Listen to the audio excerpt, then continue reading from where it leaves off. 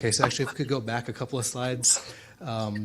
Just wanted to walk through this one here. So one of the things I just wanted to mention, I think it was mentioned earlier when we were introduced that we are at the design phase of this. We are actually not at the design phase. We're earlier than that. We're at the planning phase. On this one slide you can see here in the orange, the planning phase. From a planning phase, what we're looking at here is what the existing conditions are, the feasibility of if the intersection concept can fit in this area, as well as looking forward to work programming and funding, how things might work for the next steps. After this is going to the PD&E phase, as project development environment. During that phase, we will actually not only look at this concept, but additional other alternatives that might work at this intersection. So what we're looking at here today is one possibility, and we're looking for resolution support for it. However, it is not committing to that being the final design here. There will be other alternatives I looked at for the PD&E phase.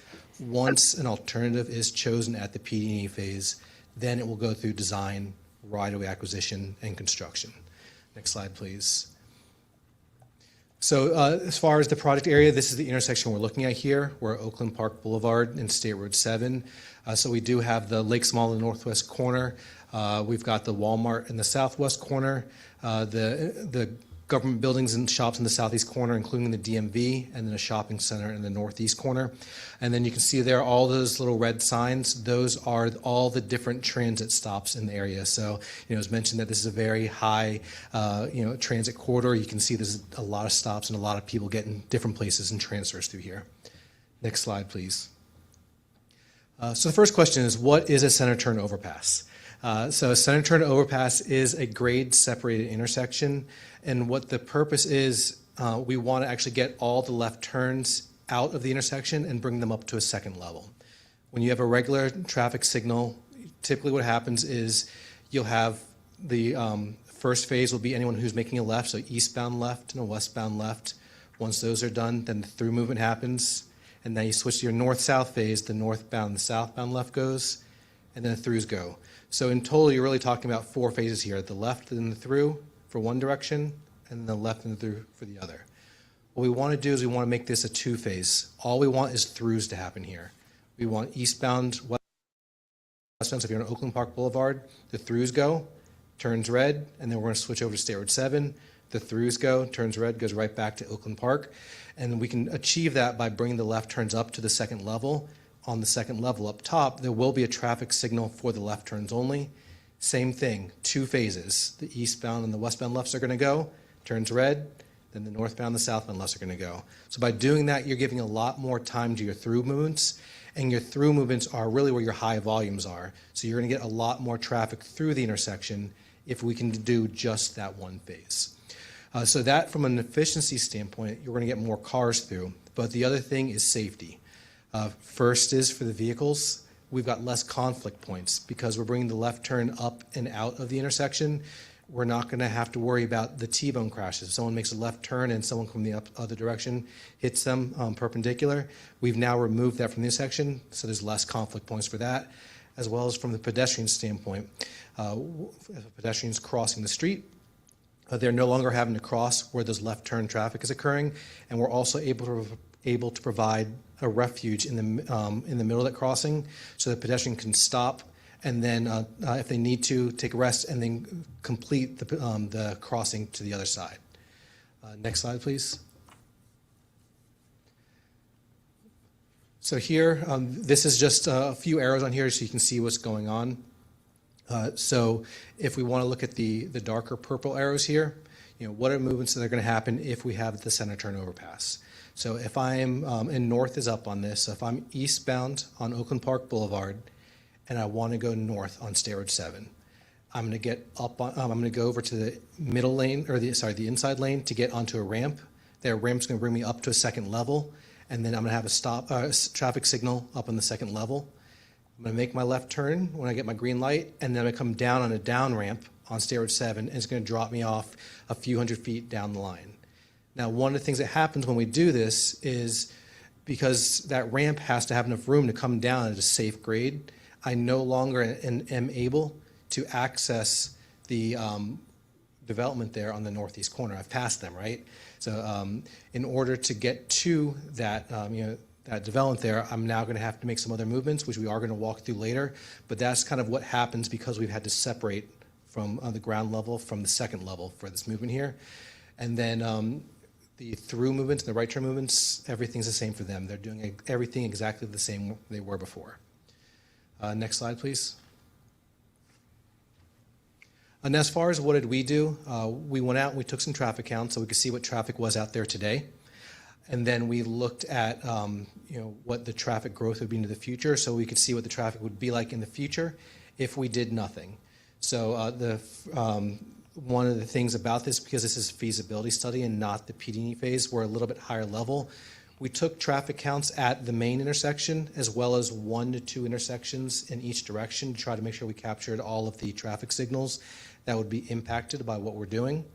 However, what we did not do is we did not count every single driveway. We did not capture what we call an origin destination to find out every single driveway a driver might want to go to. That would happen at a later stage, but it's a little bit early for us right now. But what you can see on the 2 tables that are on the bottom right is that today we're level service E. There's 6 level service grades. Level service F is the worst. It's failing. So we're E, which is just before failure. And in the future with growth, you can see in the morning it is level service E in the morning, but in the afternoon we do go to an F. So if we do nothing, this will go to an F in the future. Next slide, please. Okay, so now we get to the fun part. Now we can actually look at the slides here, or the plans here, so you can see what's actually going to happen. So we're going to start from the west. So you can see there the Walgreens symbol. This is right where the Walmart area is here. 43rd Avenue is that signal just to the west. You can see there in the middle is like kind of a light gray color that then turns into that cyan blue. That is the ramps. The gray is the ramp going up to the second level, and that cyan blue, that is the actual center turn overpass on the second level. So in order to do this, in order to get traffic up and down on that ramp, one of the things that we had to do was we did not have enough room anymore to make a westbound left to go onto 43rd Avenue. So that the graphic there at the top middle, you can see where the black and the red arrow, that red arrow is the left turn movement. That would actually get lost with this concept. And so if you were heading west on Oakland Park Boulevard and you wanted to turn left, you'd actually go past the intersection, make a U-turn, and then come back to make a right in. Go ahead, next slide, please. So this is now the east leg, the other side of pass through. Same thing here. We've got the ramp in the middle of the intersection. We've got in the cyan blue is the center turn overpass itself. And what we have here is we don't have a full intersection, but there is a directional median opening here. So if you're heading west on Oakland Park and you want to go south to get into that DMV Plaza, you can make a left turn there today, but because of the ramp to get up to the center turn overpass, that does go away, that left turn gets lost. However, just east of here, 36 Terrace, there is a traffic signal that you can make a left there and today, but because of the ramp to get up to the center turn overpass, that does go away, that left turn gets lost. However, just east of here, 36 Terrace, there is a traffic signal that you can make a left there and still make your way into the plaza. So even though you're losing the left turn at the median opening, next slide here, we're going to go to the, so north is actually to your right, but you can see where the Walmart is for orientation. So in this scenario, same layout I've talked about the other legs, and we've lost the southbound left turn movement. So if you're heading southbound on Oakland Park and then want to make a left to go onto 29th Street to head east, because of the ramp and coming down, we couldn't fit that anymore. So that left turn movement does go away. So if you wanted to make that movement, you'd actually have to go past the intersection, make a U-turn, and come back. And if we go to the next slide here, we're going to go to the north leg. So here we've got 2 intersections we're dealing with. One is the traffic signal up at 34th Street, and then we've got a median opening right now, kind of between Oakland Park and 34th Street. So that median opening, you're heading southbound on State Road 7, you would make a left to get to the shopping plaza there on the northeast corner, where the things the KFC and then the check cashing store are. That median opening does go away. Again, the ramp to get up to the center turn overpass has to be there, so we no longer are able to make the left turn movement there. So if you wanted to get into that plaza, you'd have to go past the intersection, make a U-turn, come back to make your way in. And then northbound, today, you can't make a left turn to get into the shopping plaza on the west side there. I think there's like a Ross in there. You have to go to the signal at 34th Street and make a U-turn to come back, or make a left on the 34th and you can kind of wind your way in through that way. We just didn't quite have enough room to get everyone down in time and make a left on the 34th and you can kind of wind your way in through that way. We just didn't quite have enough room to get everyone down in time and let the people get into the left turn lane without there being some conflicts between the center turn overpass traffic and that left turn traffic. So we're going to lose that left turn movement. And the same thing, you have to go past the intersection, make a U-turn, and come back. So if we go one more slide over, this is now the center turn overpass itself, just kind of focusing on the main intersection. So again, what we've done here is in red there, all the left turn arrows are all the left turns that were happening today. They're going to get moved up to the second level. So that's why they're showing in red there. We're losing them at ground level, but we are going to put them back at the second level. In this scenario here, this is the most constrictive in that you're losing access, direct access to all four corners if you come up to the intersection and want to get to them, because you're going to go up to the second and want to lose access. You know, we've got a lot of businesses in the area. We want to make sure we minimize impacts to them. What can we do to help make sure that they're not losing, you know, all their traffic? So if we go to the next slide here, what we've done is we have put, sorry, actually go back one. Sorry, I think I went too far. There. What we did is we did keep at grade lefts. So if you look there, it's kind of under the light blue color, but you can see left turn arrows. What we've done is we've also kept, no, I'm sorry, I did put you on the wrong slide. If we go to the next one here, what this slide here is all the movements I was talking through, the U-turns. If we just kind of click through, we did an animation here that shows what those left turns are going to happen. So the first one is eastbound.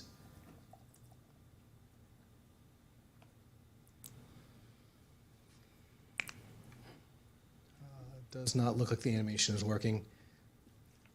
We can just go ahead and go to the next slide then. Oh, there we go. So here we go.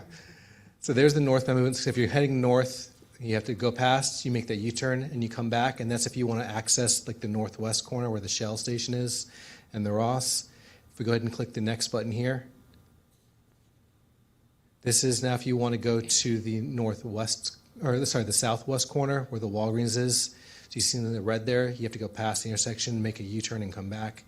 And then one more click will be to get to the Walmart, I believe. There we go. So if you want to get to the Walmart, so you go past, make a U-turn, like the intersection is today, and we brought everything to a second level. Like the intersection is today, and we brought everything to a second level. The next slide here is the one where we added the left turn lanes. I keep skipping here. I'm sorry about that. Right-of-way impacts. What's going to happen with this? What gets impacted with all the parcels? Everything in red and that blue color there are parcels that would be impacted, and there would have to be right-of-way acquired, extra width and the extra lanes you need to build the center turn overpass. Extra width and the extra lanes you need to build the center turn overpass. And there would be 26 parcels total impacted, and that's covering everything in red and blue. And then the ones in blue, those would be potential relocations. What that means is we may be touching a building, or there's enough parking that has been impacted that there would be a business impact. And so there would have to be a potential relocation of that business. Next slide, please. So I kept skipping ahead to this one. I was just so excited. This is where if we wanted to maintain access to all the four corners and still allow left turns to happen at grade down below, we would put a single left turn lane on all four approaches. So if I'm heading eastbound on Oakland Park and I want to access the KFC in the northeast corner, I stay down below. I don't go up on the center turn overpass. I stay down. There's a left turn lane, and then I make my left, and that keeps me right where I need to be to get to the businesses on the northeast corner. And that happens all four corners. There's a single left turn lane, all four directions. I can still get to any of the businesses on all four corners. If we go to the next slide here, now that does come with an impact from a right-of-way standpoint, because if we're putting an additional lane down at grade, that's how much that we need to make the approach wider to fit. Is we actually do touch more at the intersection. The total number of parcels that we touch is the same, it's 26, but what ends up happening is we do need more land. And then, so there's actually now 8 total parcels with a potential relocation. And again, like I said before, that means we might touch the building or just impact enough of their parking where it makes it hard to do business. So potentially have to relocate that business. And then the acreage, so the total area that would have to be acquired went up from about 4.3 acres to about 5 acres. So it is more area. Next slide, please. So as far as what that does from a right-of-way, or sorry, from a level service standpoint, is at the top, those 2 tables are the ones you saw earlier, level service E today, and then either an E or an F in the future. Down below are the 2 scenarios. If we have no at-grade lefts and bring everything up to the second level, or if we do provide for that single left turn lane down below. You can see on the bottom left-hand corner there, everything's level service C. Everything's working well. It's better than the level service standard. And then the table there in the bottom right, scenario 2, you can see the center turn overpass, the CTO, still maintains a C. That's still operating well. The at-grade does get slightly worse. Instead of level service C, it's level service D. But still better than the E's and F we were seeing if we do nothing. Next slide, please.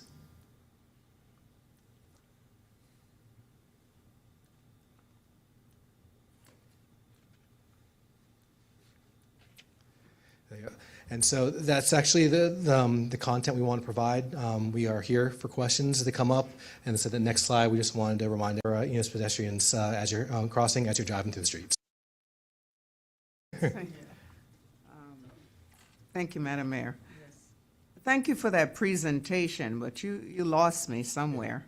I understand and I know in these times, if I think I could better visualize if there was like a 3D, motion to show me. I know the last time it was presented, one of my concern was, especially for the rise, was the seniors.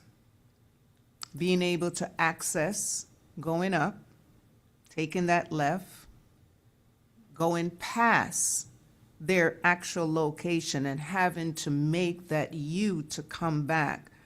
It confuses me in terms of missing where I need to turn and then having to come back. Because especially around the holiday time, it is, the traffic, the transit there is just astronomical in terms of movement. And this just, that particular, and that was my concern the last time. Nobody likes change, obviously. But for me, I'm visual, and to see it like that, I would have preferred some movement in showing me how I would actually get across. But my concern is for them as well. Yes, it is true. We've had quite a few deaths recently at that particular location. So something definitely needs to be done.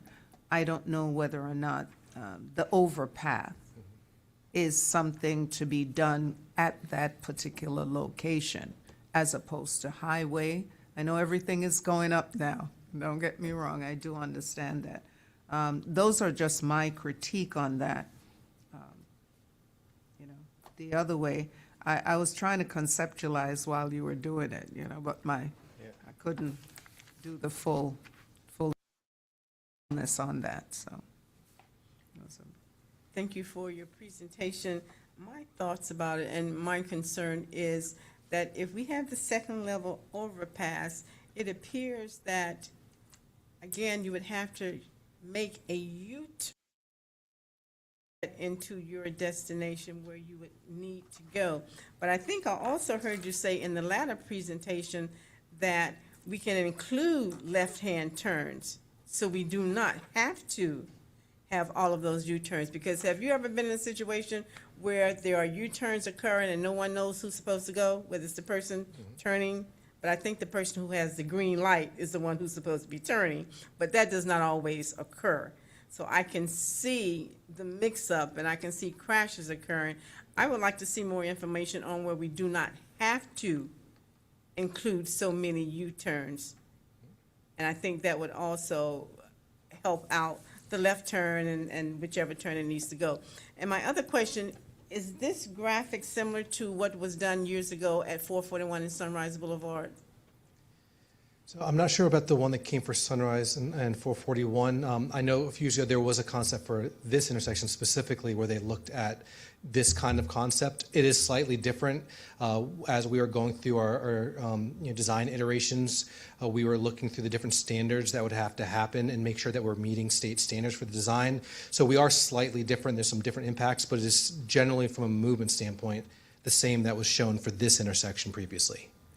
And also you stated that if certain things occurred, I can't remember which one, but if certain things occurred, that perhaps some of the businesses would have to be relocated. And that is a concern of mine also, that our businesses would need to leave their locations where they have been for years. In addition to that, we're also in our plan restructuring, renovating, doing some other things to the plaza at 441 and Oakland Park Boulevard on the northeast side. So we're looking at something that may be in conflict to what the city is looking to do. Thank you. Yeah, we were definitely concerned about this business impact as well, which is why we tried to come up with multiple alternatives to minimize it best we could. It's not something we can completely eliminate, just when you think about the fact that some of these buildings have been built close to the roadway, or even the buildings, not all their parking is.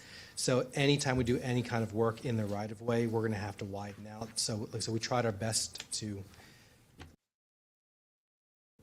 reduce that. We couldn't completely eliminate it. Thank you. Yes, sir. Yes, thank you. I just wanted to address the comment of 441 and Sunrise Boulevard. We heard loud and clear, especially when we did some outreach for Center Trent overpasses in other parts of the county as well, that they don't want to see something like that intersection specifically, because those are through movements that are going over that intersection, just the east-west movements, and they're very, very wide and they're very large. They have huge masonry walls that are holding up the structure, and it causes a lot of disconnection within the community. The purpose of the Center Trent overpass is to create a structure that is lighter, that it's using steel beams that can be elevated without having to have such large masonry walls to hold it up, and to also have a lot of space at ground so that when you're looking through the intersection, you have a lot of those sight lines of those four corners of the intersection as well. And also, it doesn't need to take up as much right-of-way to get all of those movements to go over the intersections as well.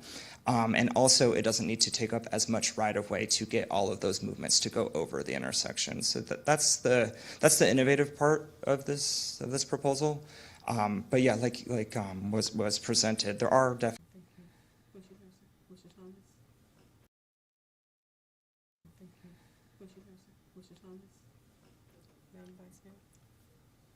Nothing. Commissioner Maxwell Williams? Thank you. Thank you, Madam Mayor. Question was, do we have that model that you're discussing? Is it somewhere else in another city in the United States? Has that passed, has built somewhere else? I can answer that. Thank you. Thank you for the question. It's actually really, really good. So there is not one in the United States that exists right now. However, there are a couple of states that are looking at alternatives for implementing them in their regions. So places like Virginia, Maryland, and Nevada, and I believe also North Carolina.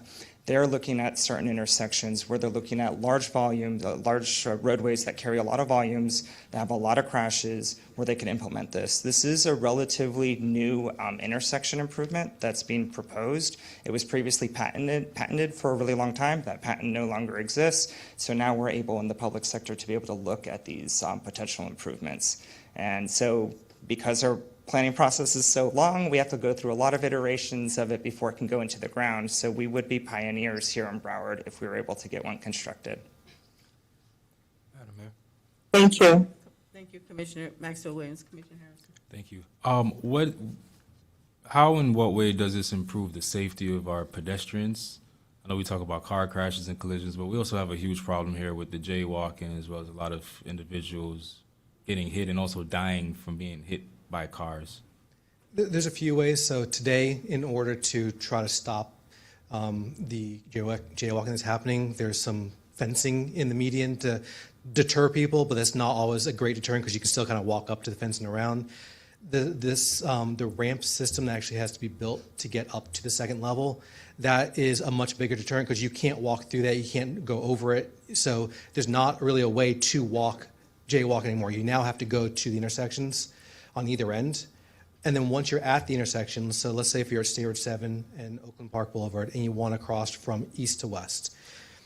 So today, when I'm crossing, I'm going to have to cross the right turn lane, 3 through lanes, 2 left turn lanes, and then 3 more through lanes on the other side, right? So I'm, what is that, like 8 lanes, 9 lanes that I'm crossing. With the center turn overpass, we take those left turn lanes out, so that's 2 less lanes that you're crossing. But also, because we've put in this center turn overpass ramp system, a pedestrian can cross halfway, and then they're now protected because they're under the ramp and under the bridge. They can stop there and then press the button again to then cross the remaining few lanes, so that they don't have to make that full crossing all at once. They can actually, we call it a 2-stage crossing. They can cross halfway, take a rest, and cross the other half. Madam Mayor. Thank you for that, and thank you for you guys for even considering and thinking about pedestrians, because it's 3D visualization or representation of what we're talking. 3D visualization or representation of what we're talking about. Right now, we just have an objective bird's eye view, and how you're describing it, I have to see it 3D. Yeah, you're describing it in 3D in depth and length and really in depth, but we just have a 2D image, and I think we want to make sure before we make a decision this big at Oakland and 441, which is the most busiest intersection in Broward County, we want to be able to make sure we can see what it looks like in 3D rendition if possible. Adam. Thank you. Commissioner Thomas. Thank you. From the last, I don't recall if you were the one that presented to us, because I remember when I first came on the dais, something like this was presented. Has additional things, designs been added to what you presented to us the first time? So when we presented last time, we did show you an initial concept that looked at the traffic volumes, and then also we shared some initial 3D renders. And that was taking a look at the footprint that we were proposing at the time. So with planning, we go at a 300,000 level and we slowly go lower, landing the plane until we get at ground. So with the resources that we had, we did an initial look at the right-of-way that's needed for our concept, and we produced a 3D rendering that fit that footprint. What FDOT has done now with their consultant resources is gone a little bit lower, like flying that plane until it gets into the ground level, so that they could go more specific of what the footprint looks like. When the project goes into PD&E further, it's going to go even deeper and deeper and get much, much more specific until it finally goes into that design phase. If it's helpful, I can share renderings from the past with all of y'all. However, I will say those were done a couple of years ago. They do not reflect what you've seen here today. It's just to give you an idea of what it could look like, but that doesn't show the exact impact of what this project is. We know that State Road 7 and Oakland Park Boulevard is the most traveled intersection in Broward County. In addition to that, what other factors were considered as far as Lauderdale Lakes being the place for this particular project? Yeah, that's a really good question. So as part of our Metropolitan Transportation Plan update, we have a lot of different prioritization factors and criteria that go into our needs assessment and then also prioritizing our projects. So the first one that we want to do, our biggest goal is to safely move people and goods. So the prioritization criteria that has the most points is safety. So we look at the high injury network. that looks at where people, cars, bicyclists, pedestrians are either dying or having severe injury. So that's a huge criteria. Also, we're looking at activity centers. You have a lot of activity centers here on State Road 7 where people are needing to get access to. Also, transit access, that's also a piece of the criteria there. And then things like infrastructure hardening, so resiliency, where are the more susceptible areas within our county. So those are a lot of the different things that we look at. Why this intersection was proposed for a center turn overpass is because it has a lot of the ingredients where a footprint like this could work.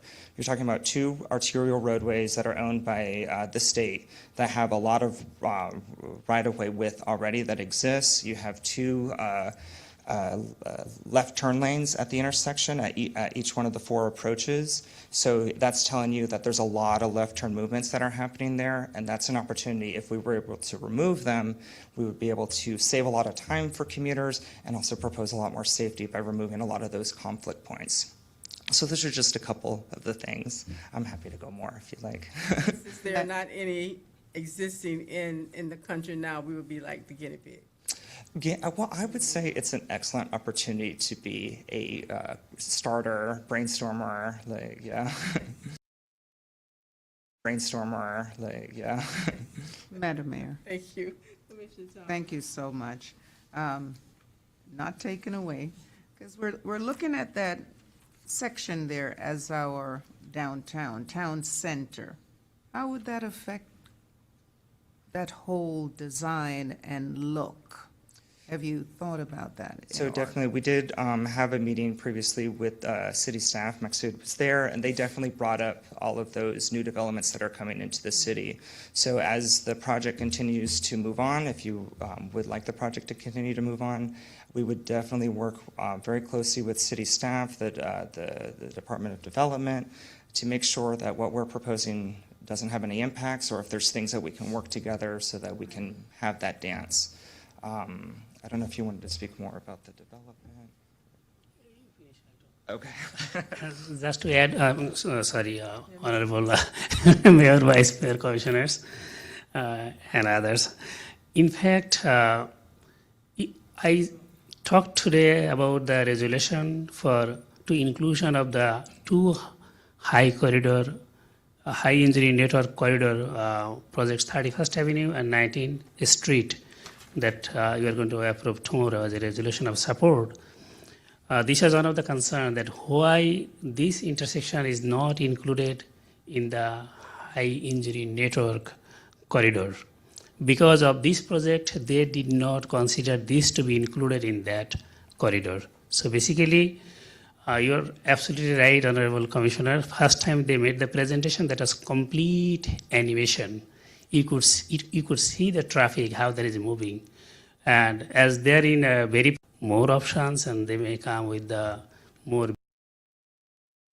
more options, and they may come with the more visible option to make the presentation to you. But next time I'll be coming to you for your support to let them continue this project, because they will need our support. That's why, though I requested them to make a presentation to inform you, but at the same time, to move into the feasibility phase, they may need our resolution from you. Would there be any financial No, obligations to the city? Just want to put that out there. we are not going to pay anything. Thank you, Mr. Zia. Thank you. Here. Thank you. Madam Mayor. Thank you. Madam Mayor. Thank you. Yes. I'm sorry. Madam Mayor, so we're on item C, discussion regarding Women of Veteran Affairs WOVA Christmas Toy Giveaway on December 20th, 2025, sponsored by Commissioner Maxwell Williams. Commissioner Maxwell Williams. Thank you. I'm not sure why it was put on. It's not my personal initiative. It is something that we've been doing now for the past 4 years. I've been partnered with Rover, and it's happening on right after the citizenship drive in the multi. So I guess new management. We're just trying to do things the right way and letting you know that we'll be having the toy drive there. But we've been doing it for the past 4 years, and it's been very successful. We're not asking for anything from the city except the space. We're not requiring to use the logo. We're not requiring any help with promotion or anything like that. It's just the space. No, there's a reason. There is a reason. There is a You reason. have comments over there? I'm sorry. Someone have a question? No, Commissioner Max Williams, but I do not have a question. I have an observation that I would like to make, and perhaps we can find a Okay. resolution to it. I have attended the WOVA Toy Drive over the last couple of years, and in particular last year. It was standing room, no, there was no standing room only. Yes. Standing room, no, there was no standing room only. At the Yes. toy drive last year. So is it possible that, let me ask you, do you know if they register the kids who are going to receive gifts? No, we do not register them. We target all the kids in all the schools, and they parents bring them all out, so we don't register. Because my suggestion would be, is to register the kids and have a certain age group to come from one time period to the other, and the next age group to attend from one time period to the other, so we can decrease some of that congestion, because I think if the fire department would have come through there, we perhaps would have been in trouble, in particular since it followed the They speak with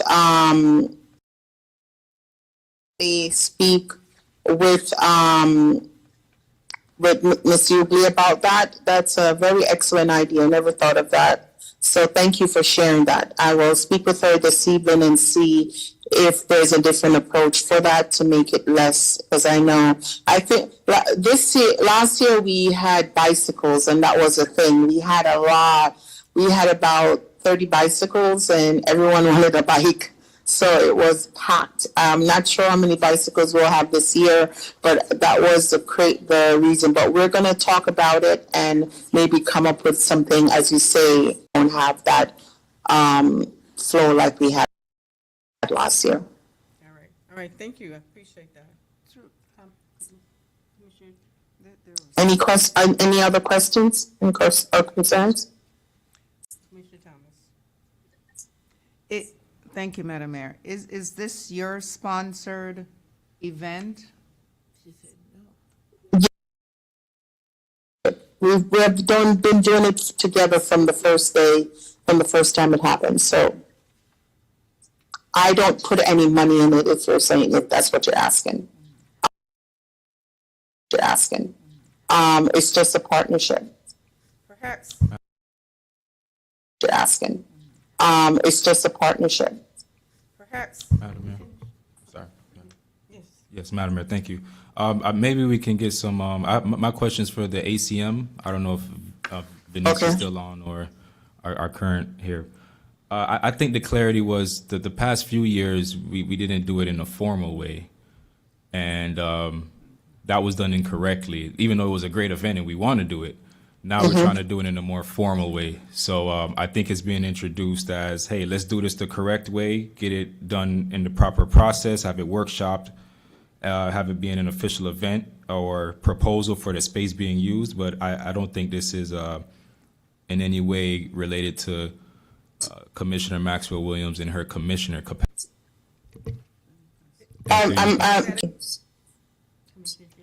Thank you. I just meant as an initiative, and I wanted the through you, Madam Mayor. Okay. Thank you. I just meant as an initiative, and I wanted the through you, Madam Mayor. Okay. Right. When it started, I was a commissioner. I am still. It was not, say, my initiative. It was a partnership. So it wasn't my initiative that I do on a yearly and put my money in it. It was a partnership between WOVA and Commissioner Colonel Maxwell Williams. I think that sort of did not clear things up. No, well, I mean, you can, as a commissioner, we can I think we can, there are things, it's just like the teen summit. She wants to use the space, but it's not Miss Sharon initiative, but she brought it to the table. I think it would be best the two items and to have a,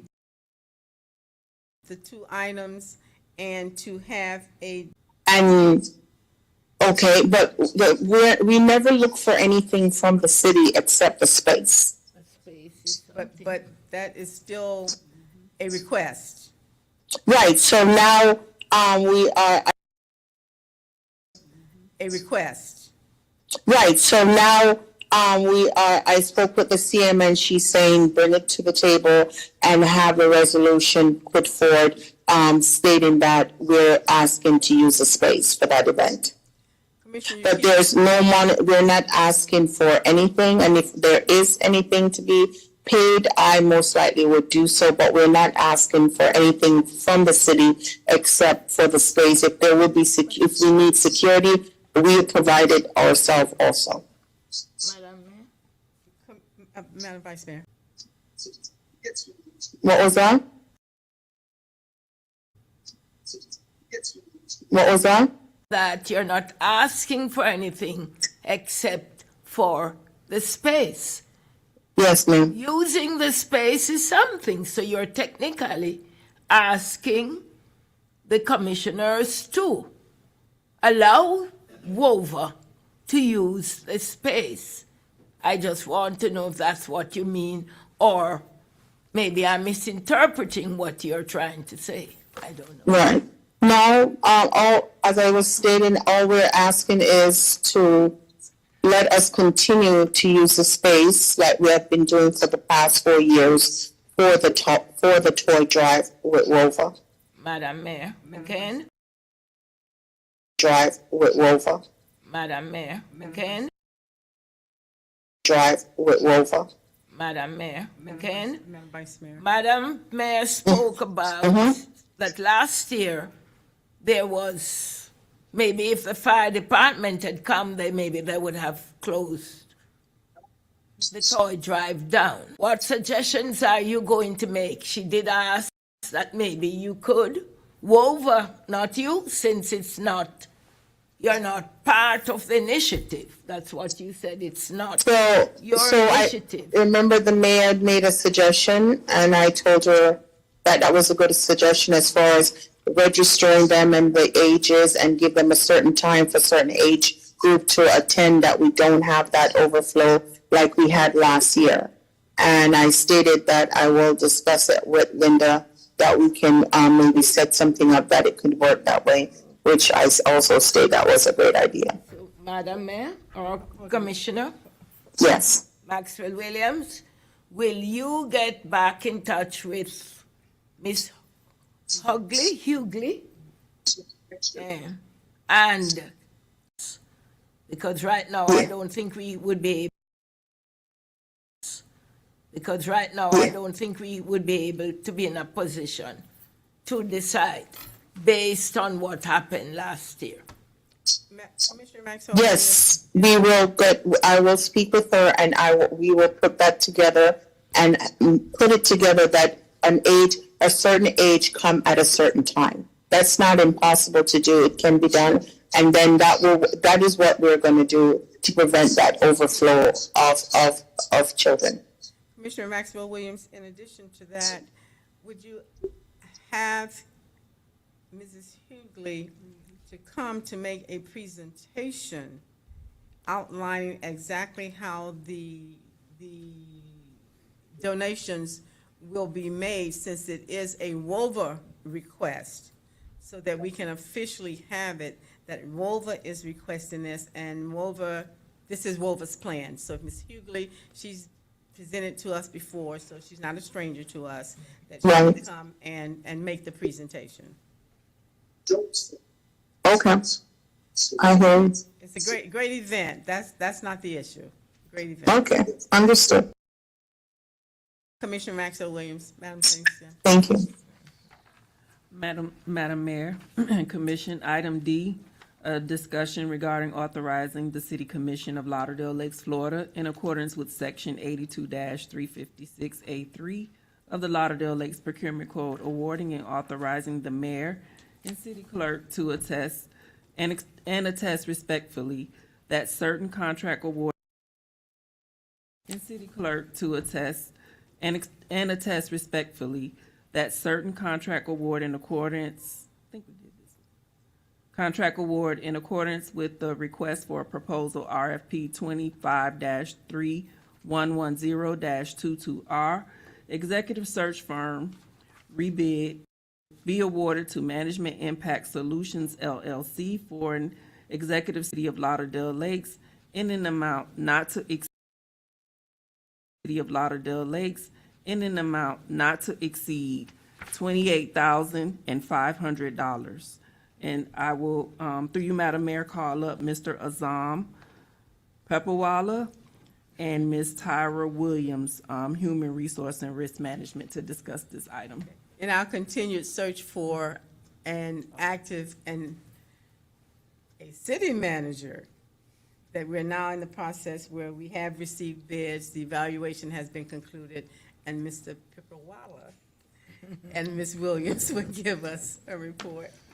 Good afternoon once again, Madam Mayor, Vice Mayor, Commissioners, City Attorney, Acting City Manager, Deputy City Clerk, and members of the audience. Madam Mayor and Commission, as you would, to be specific, on September 9th, we met with the search firm Be Squashed and rebid. Search firm Be Squashed and rebid. That was on September 9th. On September 10th, staff went through and issued a new solicitation, including the language that was not present before, specifically the evaluation criteria that was not present before, casted to 833 vendors. Casted to 833 vendors, 30 plan holders, and the bid closed on September 26. And based on the solicitations received, 4 were received. The bids were sent through an evaluation committee. Public meeting was held. The committee did discuss the proposals received, and the recommendation was put forward to award to MGT Impact Solutions LLC based on what was presented to the commission. I am available for any questions on the procurement process. I do have Ms. Tara, who is available, who was also part of the evaluation committee, to shed light on the proposals. Mr. Azam, that I did review all 4 of the agencies that you all presented, and MGT was very clear to me and outlined the services that they were going to provide, the assistance that they were. It was very clear to me and outlined the services that they were going to provide, the assistance that they were going to give to the city, the timeline and the time frame. So for me, thank you. No, nothing. All right, thank you. Thank you. Thank you. Thank you. Item E, a discussion authorizing the City Commission to award a piggyback contract to Musco Sports Lighting LLC in accordance with Sourcewell Master Project 199030, contract number 04113-1123 MSL, for the purposes of upgrading the lighting at Willie Webb Senior Park basketball courts as part of the park's rehabilitation and upgrading the lighting at Willie Webb Senior Park, $5,600 and a 5% $5,600 and a 5% contingency in the amount of $9,380. And Madam Mayor and Commissioner, I'll call Azam Pepperwalla up. Before we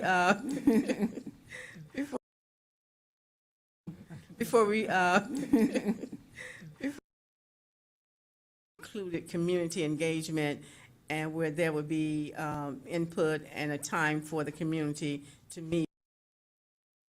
Thank you, Mr. Pipperwalla.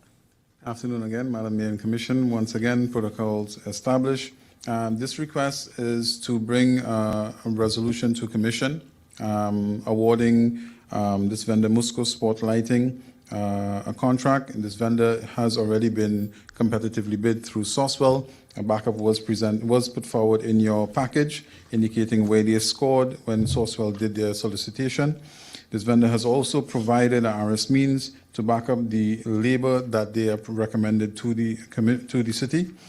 For services, this is to improve the lighting in Willie Webb Park. From staff and from Public Works, I've understood that the subcontractor Imperial Electrical that this vendor is using has done work for the city in the past. This item itself has been prepared somewhere since May or June this year to come before commission, but has been bumped on a number of occasions because of the length of the agenda. We are getting a grant for this project, and the city would like to move forward with this recommended vendor.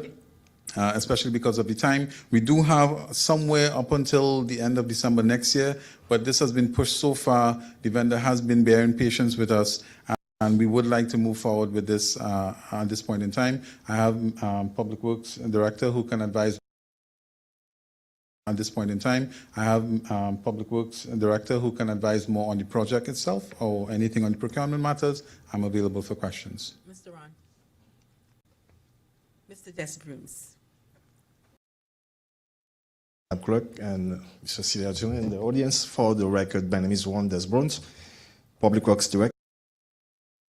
Madam Clerk and Mr. Celia Jr. in the audience. For the record, my name is Juan Desbruns, Public Works Director. Madam Mayor, Willie Webb Park, we just recently completed some improvement at the park when the basketball court through the FERDAP grant. The court was resurfaced, brand new, fencing. The baseboard was just replaced, but the lighting has been there since the park was created, I believe, in 2007. Currently, we have 4 posts with HPS lighting, which is high pressure sodium lighting. They are really energy guzzlers. They cost really a lot of money to operate those lights. And also in terms of lighting, they kind of old. They do not provide the required lighting that is up to standard. On average, for an outdoor basketball court, that 25 is roughly the average, which is more than enough. And also the contract, which is more than enough. And also the contractors guaranteeing at least 30-foot candle for 10 years as part of the system. So it's guaranteed for 10 years.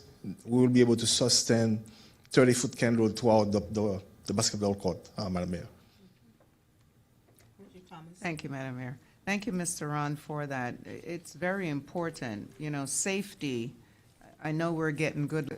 There's so many children and young adults in that area, so the lighting needs to be good, especially if we're watching via camera on what's needed. We need that visibility as well. So I do feel this is very important, for, you know, especially for those who come over and play basketball and all that. And the park is looking good. So with the grant, I'm in favor of this. No question. Commissioner Maxwell Williams. Thank you. Thank you, Mr. Jones. Thank you, Madam Mayor.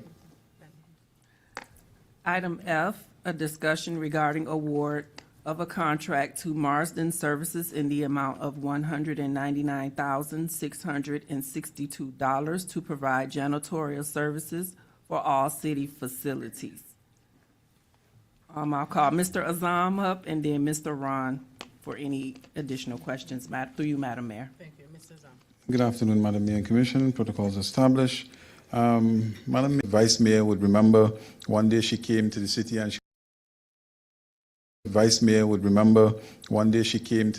she was unable to get through because of the number of firms who showed up for the site visit. Right, I remember it. On record, Madam Mayor, we had 28 firms showing interest in doing work for the city of Lauderdale Lakes for janitorial services. This was back in April of this year. Of those 28 firms, the site visit was a mandatory site visit, so if you were interested, you had to show up for the site visit. From that, we had 17 vendors provided a response. Because of the number of bids that we got, we wanted to make sure that proper due diligence was done. The vendors were also required, as part of the process, to provide financials, where the financial strength of the firm was also evaluated by our financial services department. There were two things that the vendors were asked to do. One was provide a price for annual service, and also what was not done before was provide a pricing, or a rate rather, for optional services. Example, when the city has events on time, we have to get a quote from except what the vendor normally gives us. So the vendors were asked accept what the vendor normally gives us. So the vendors were asked to also provide a rate sheet indicating what rate they will charge us per square footage. This process was also done in two forms. One, the complete list of vendors, they were evaluated. In the first rounds, the response that we got from the evaluation committee, which was a public, and the vendor who scored highest, his price was also very high. And again, the evaluation committee chose the option to go further and invite the 4 highest ranked vendors for oral presentations. So these 4 vendors, they were brought into the city. They were given an opportunity to present proposals to the same committee as well. After the oral presentations that were done, Marsden South and were very interested in securing their services as well. Therefore, it is the recommendation of staff to proceed awarding janitorial services to Marsden South LLC for an amount of $199,662, and also per square footage that is in your packet as well. Per square footage that is in your packet as well. He's available for any questions on the scope itself. Madam Mayor, Vice Mayor. when Mr. Hassan, Azam. when does the contract start? So right now, through you, Madam Mayor, we are on a month-to-month with our incumbent because we've gone through a solicitation process. We've been trying to award it.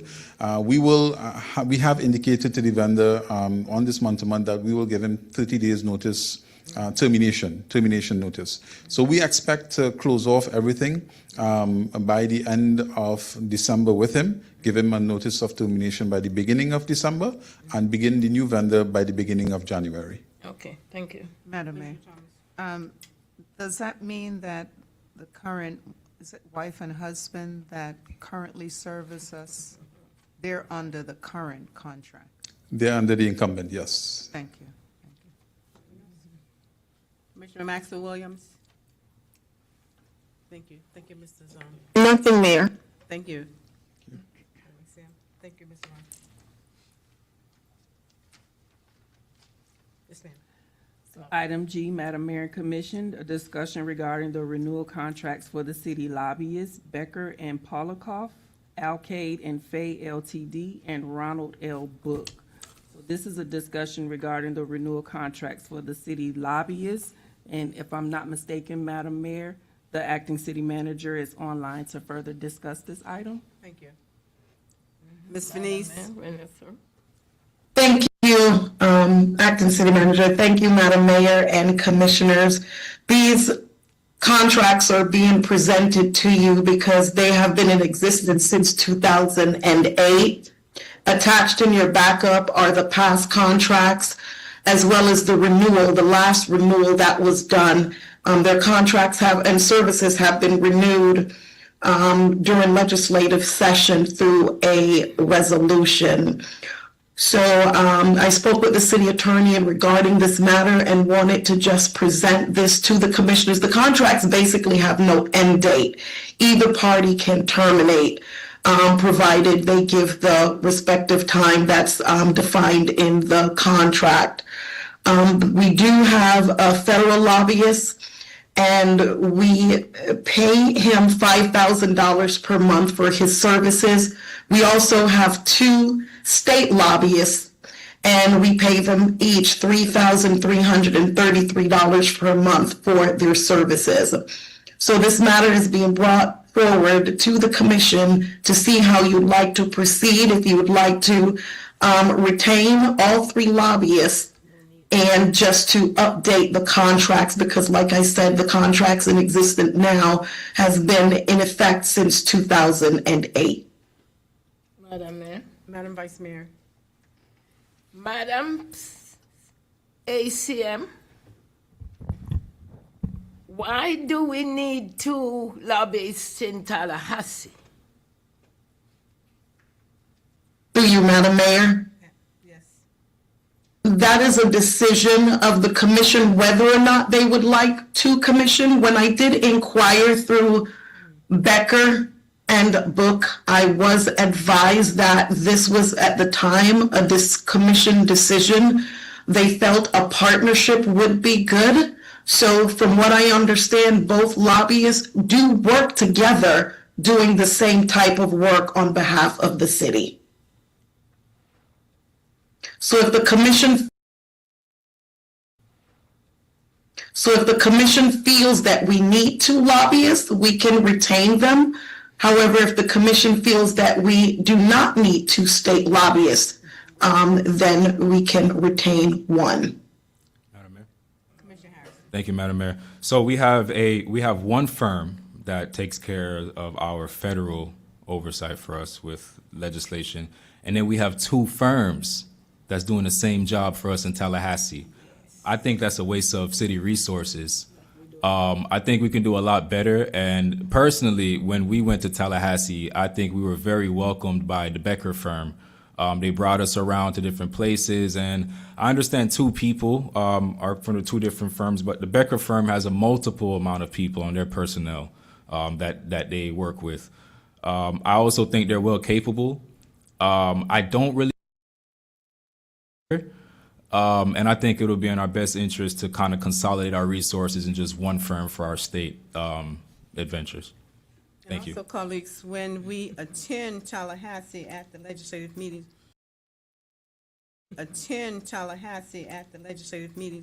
it's usually Becker who accompanies us, introduces us to legislators, provides the means for us to meet with them, gives us a schedule, early morning, late afternoon, early evening, whatever. And I was never sure of what Book does. We would visit their office, but I was not sure what services Book provides. So I would think if we have 2 contracts, basically, as I could ascertain, provide the same scope of services that the one who has traditionally provided the services to us has been in a relationship with us, has networked with us, I would think that we would retain the Becker firm. Yes, Madam Mayor? Oh, sorry. Madam Vice Mayor. I wouldn't say it's fascinating. I find it rather stupid that such a small city, smallest among very, very small city, would think that having 2 people in Tallahassee to do the same job. I don't know. There is something innately wrong, I would say, with black cities, that when it comes to money, we don't pay attention. Because if we were paying attention, why would we have 2 lobbyists at the same place? It's not that one is in Tallahassee and one is in California or North Carolina. I don't know why it should have taken all that time, and why was it ever in place from the beginning? I don't know if my city has maybe more people than I think that the Department of Commerce says we have. I'll go with Becca, Yolanda Jackson, Madam? Yes, I would go with that firm. I think she to make a presentation, so I don't see the need to have 2. Madam Mayor. I too am in agreement in terms of not knowing the reason. They do similar work. The only thing I saw where there was a comparison with Book is that they brought us to different agencies. So the agencies that would be able to assist us with certain, perhaps, needs that we would have with grants and stuff like that, when we went to Tallahassee. But Becker has always been the one to bring us around and bring us to the different lineup, the meetings with the different state reps, and they're the ones that walk around with us. So I know Book has a very strong presence in Tallahassee as well. But it says Becker and Poliakoff.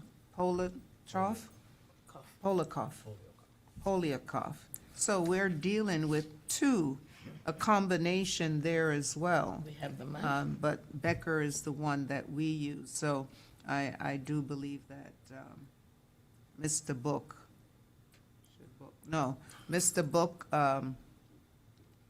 should be taken off of our.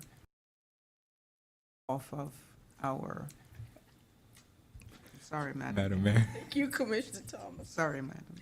Commissioner Harris. Thank you, Madam Mayor. My hand is raised, Madam Mayor. I am so sorry. There her hand is. Oh, you see it? I'm sorry. Ms. Pop said, yes, it is. Commissioner Maxwell Williams. Thank you, Madam Mayor. I do agree with, since I've been here, I've seen Becker, their emails, they're being so upfront. I've never in Tallahassee. Thank you, Commissioner Harris. Thank you, Madam Mayor. I think a couple of things that was said, a few things. One is if the latter of the two has such a huge presence, how come we haven't been feeling it here in the city of Lauderdale Lakes? I think that's a huge issue. Yeah, well, I think we're small in size, but we're big in spirit, and we have a lot that needs to be represented in Tallahassee, and I just haven't been seeing it from the book firm. But also, we have an opportunity to learn from this. And so if we don't hear from you, if we don't see from you, we know where we fall. So if we don't hear from you, if we don't see from you, we know where we fall on that list. And I can say that the Becker firm has been treating us like number one. They may have 3 number ones, but we're one of them. And I'm super grateful for that with the way they treated us and gave us welcoming energy in Tallahassee. Also, the third thing to look at is since 2008, why has it taken this long for us to, and we're cleaning house with all the other contracts we're doing, but this stuff got to stop. Too many people see Lauderdale Lakes as just a place to dump contracts, to dump favors, to park up storage spaces, to leave their empty cars, to throw their trash. And this is not that type of city. This is not just a city for a quick contract. So I want this to be a message to whoever wants to do city business with the city of Lauderdale Lakes, that we are a city like all the other 30 municipalities in Broward County, and we see ourselves to be respected as such. Thank you. Thank you. Thank you. Madam CM, you have your direction? Madam ACM? Absolutely, Madam Mayor. Thank you. Thank you. Thank you. Madam Acting ACM? Madam Mayor and Commission, item H, a discussion regarding FY 2026 program modifications. This is a discussion on the proposed program modifications for FY 2026. And at this time, through you, Madam Mayor, I'll call up Ms. Sharon Haynes, the Director of Financial Services, to give an overview of this item. Also, before we go on, Ms. Haynes, I want to make it clear that we did not discuss Alcade and Fay, that are we also in favor of retaining Alcade and Fay? Yes, ma'am. Thank you. Great, thank you. Ms. Haynes? Good evening again, Madam Mayor and Commissioners. During the adoption of the 2026 budget, there were 14 program modifications that were submitted, but they were not funded, and the Commission decided to table those modifications.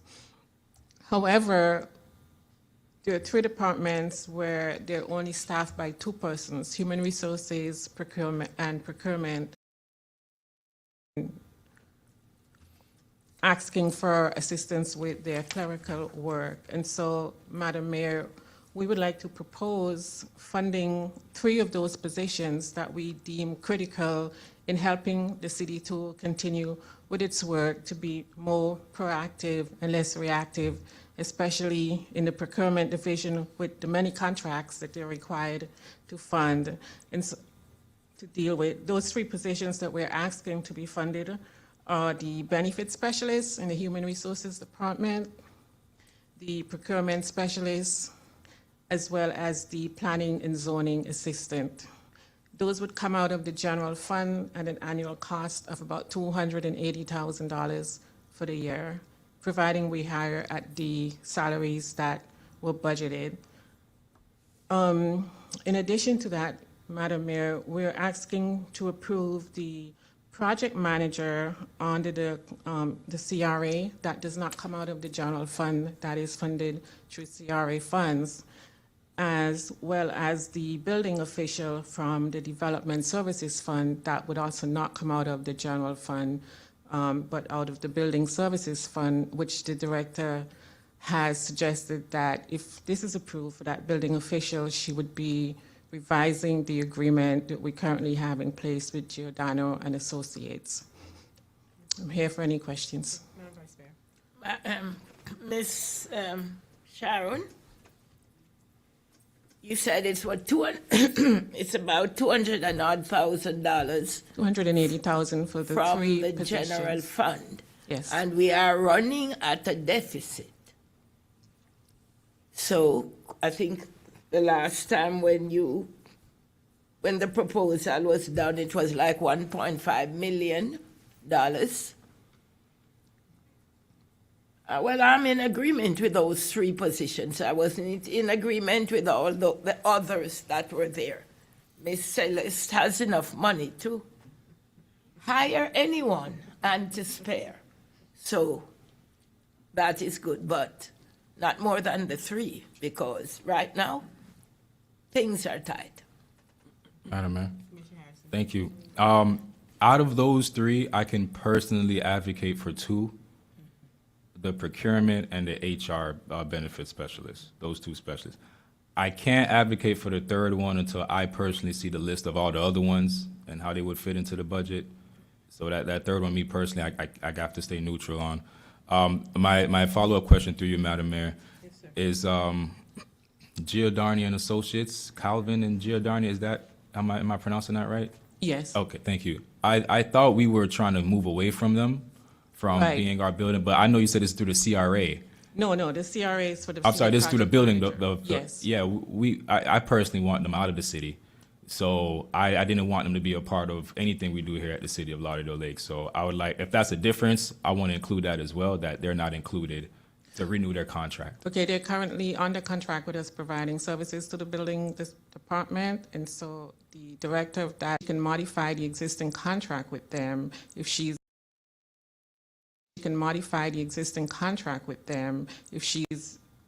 able to hire a building official. Oh, hire a building official in-house. I got you. Thank you for that clarity. Yes, I'm in agreement with that.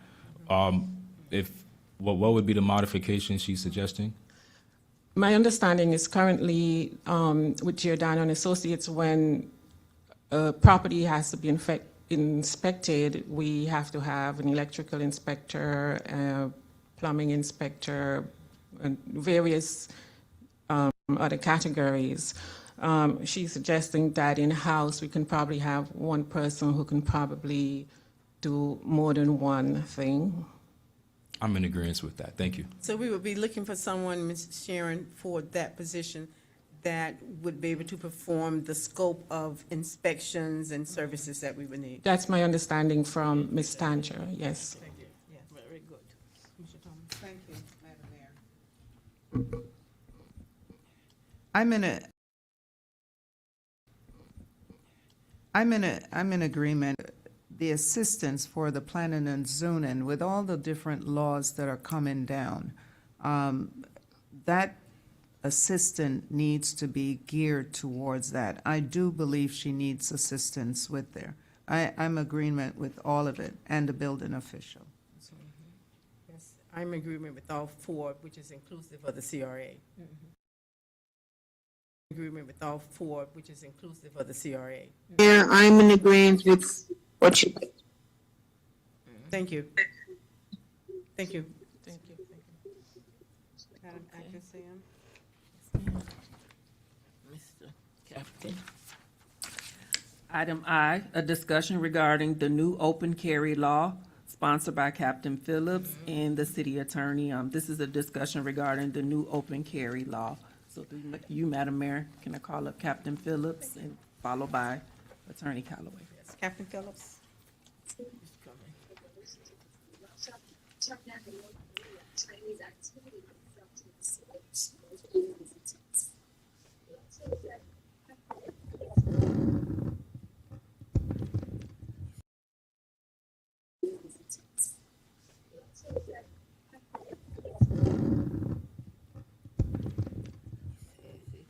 Madam Mayor, Madam Vice Mayor, Commissioners, City Attorney, Acting City Manager, and City Clerk. This is just a quick discussion regarding the Florida update with the open carry. As of September the 25th, 2025, Florida's ban on open carry was struck down. And it pretty much that says that any adult who may lawfully possess a firearm can now openly carry it in public. That's all it says. Now, we have been informed that we cannot stop or arrest the way in which I'm carrying my firearm right now. That's legal.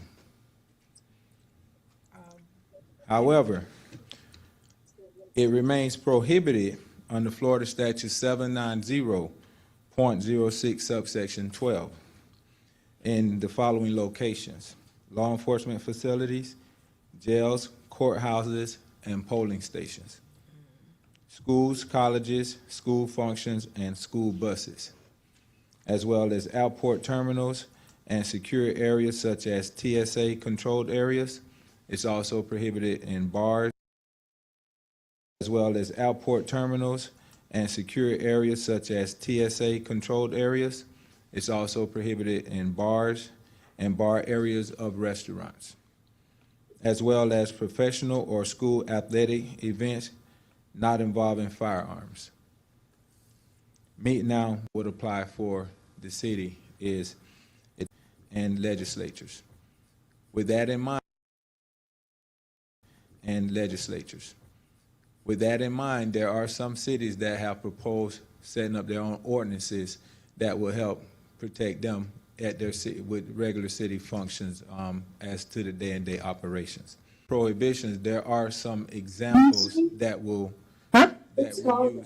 Yeah, right.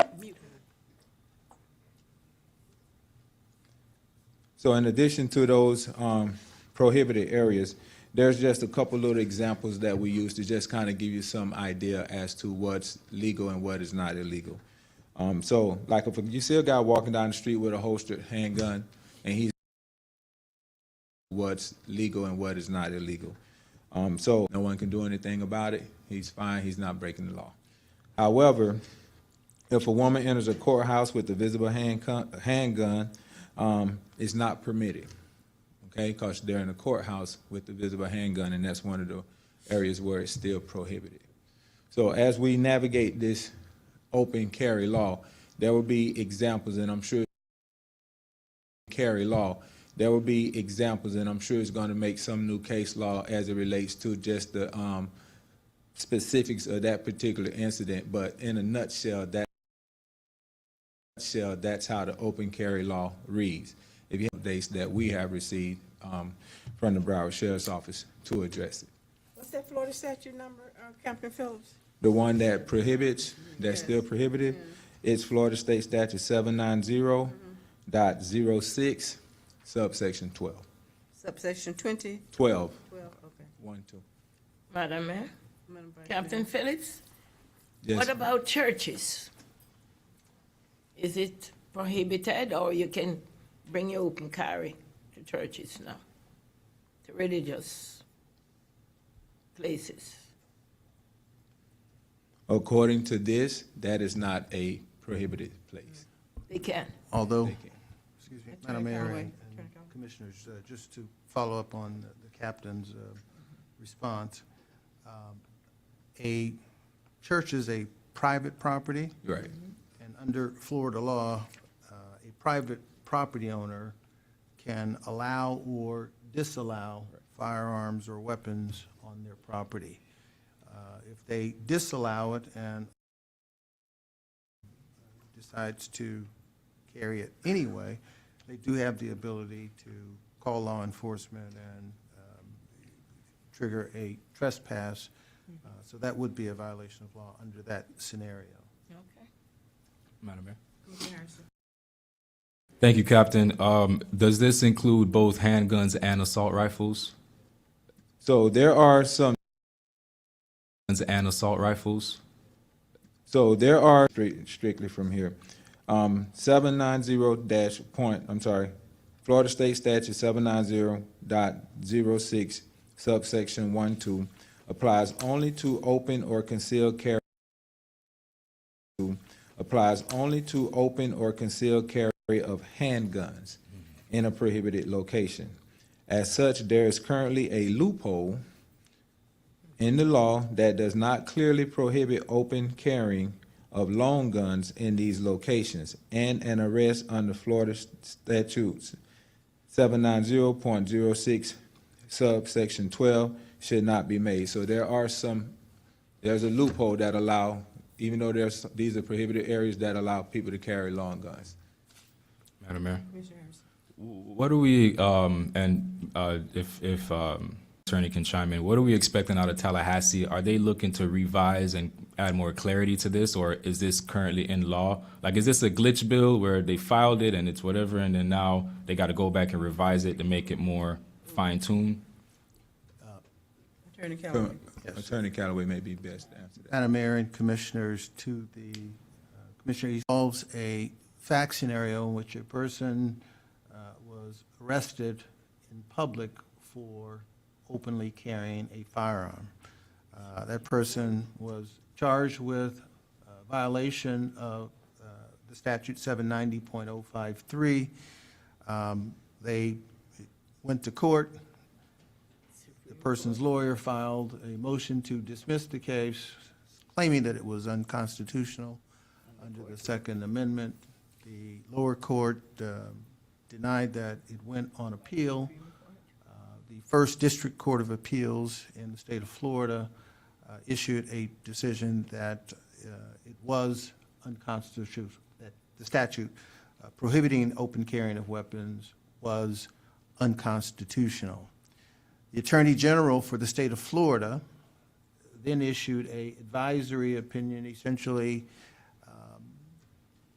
communicating to the state and particularly law enforcement, including BSO, that under their interpretation of the case decision, and that decision is subject to different interpretations. The Attorney General's interpretation was the ban on open carrying of weapons was found unconstitutional, and therefore folks can carry an open weapon in the state of Florida.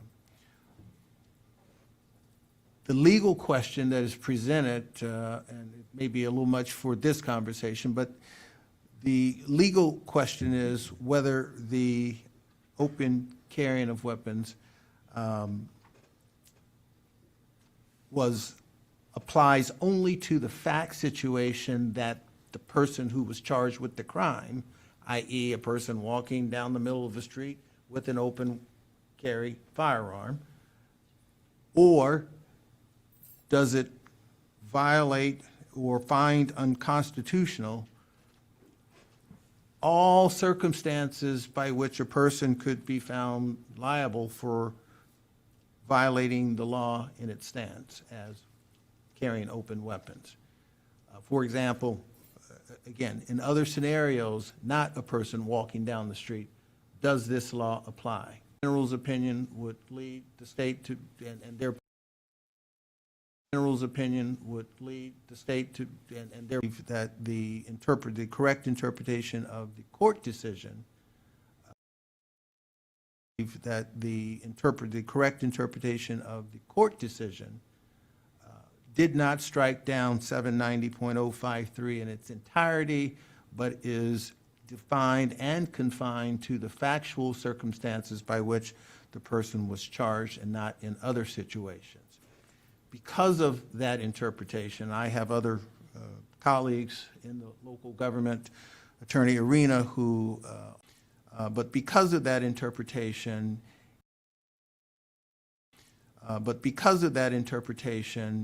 it essentially allows or invites a position that we may take that really says, or under the decision as interpreted by the Attorney General, long guns would be permitted in this setting with this City Commission meeting,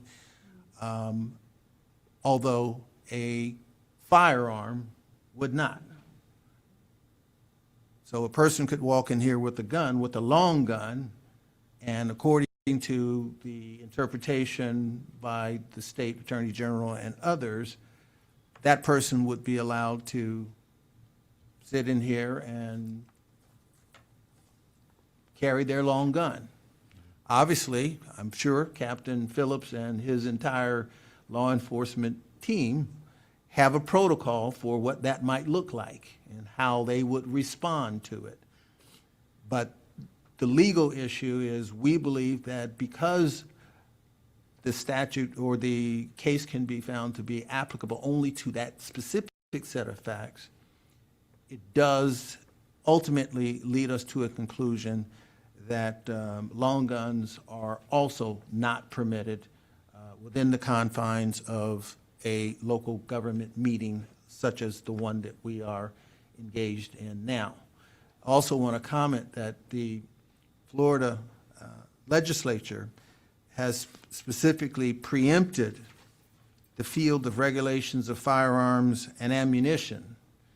That is to say, the legislature hereby declares it is occupying the whole field of regulation of firearms and ammunition,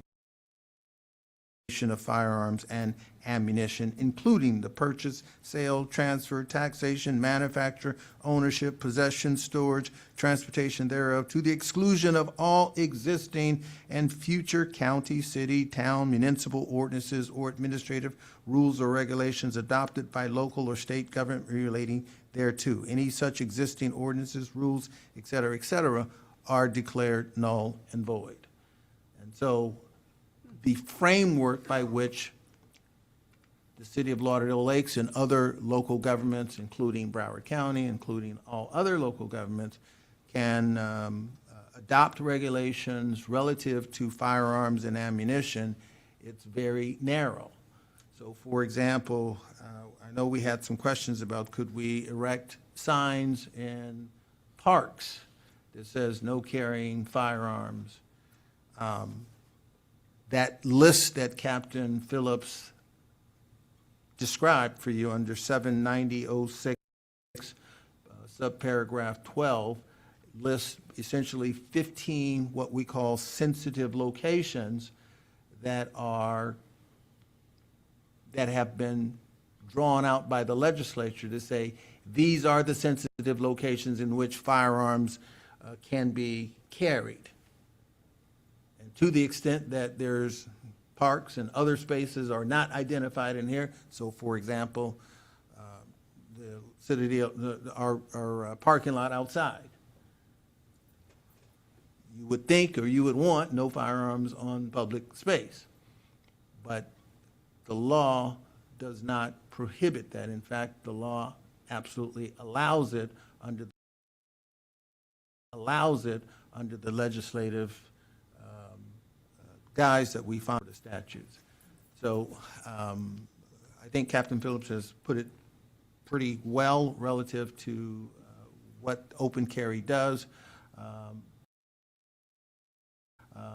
But there is some communication between local government lawyers with the sheriff's general counsel, but also amongst themselves to determine what pathway may well be the most strategic, productive pathway to pursue concerning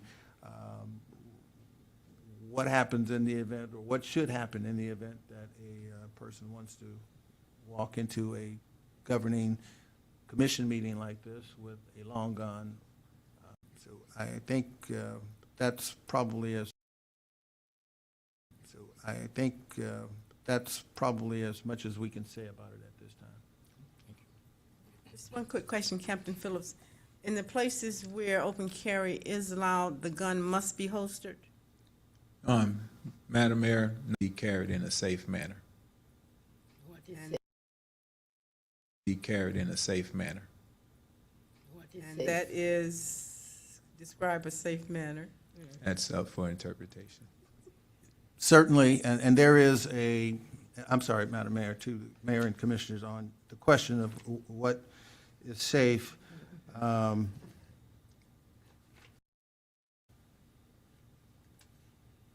If a person, I'm looking under Chapter 790.10, relating to the improper exhibition of dangerous weapons or firearms, if a person having or carrying any dirk, sword, cane, firearm, et cetera, or other weapon, shall in the presence of one or more persons exhibit the same in a rude, careless, angry, or threatening manner, not in necessary self-defense, the person so offending shall be guilty of a misdemeanor of the first degree, punishable under Florida Statute 775.082, et cetera, et cetera. So a fact scenario, I'm guessing our law enforcement agency here, someone who's carrying an open, they would probably look to see whether or not the person was displaying it, perhaps pointing it, even that would make it careless, but they would kind of know it if they saw it. They would kind of know it if they saw it. But Captain, I don't know if you have a better interpretation or a better description of what I've described. I was reading the same thing as you read it, Florida State Statute 790.10. Verbatim, the exact same thing. Clear as mud, huh? Yes. Thank you, Captain. However, I would like to add that this open carry does not protect felons for carrying weapons. So if it's a person that thinks that they can carry a weapon, a firearm openly, it doesn't protect them if they're a felon. So those persons can be arrested. And there's still a lot of room to make arrests as it relates to carrying firearms. However, it's just that this change in this update is just strictly allows you to carry your firearm out in the open. And that's pretty much it, just like I'm carrying mine right now. And it's supposed to still be registered and everything, right, Captain Phillips? It should be registered. However, in the state of Florida, you do not need a concealed weapons license to have a weapon. So, Repeat that, Captain. Repeat that, please. Please. I know you were kind of low, but you do not need. However, that is no longer the case in the state of Florida. Madam Mayor and Commissioner, the captain is referring to a concealed weapon, typically would require a permit for that concealed weapon. The legislature in recent years did away with that particular requirement. all right. Thank you. Thank you. Thank you, Captain Phillips. Thank you, Madam Mayor. Thank you, Attorney Callaway. Madam Acting ACN. Madam Mayor and Commission, item J, discussion regarding the city attorney's contract. This is a discussion regarding the renewal of the city attorney's contract. And through you, Madam Mayor, Mr. Azam and, Ms. Sharon Haynes will present this item. Thank you. Ms. Haynes.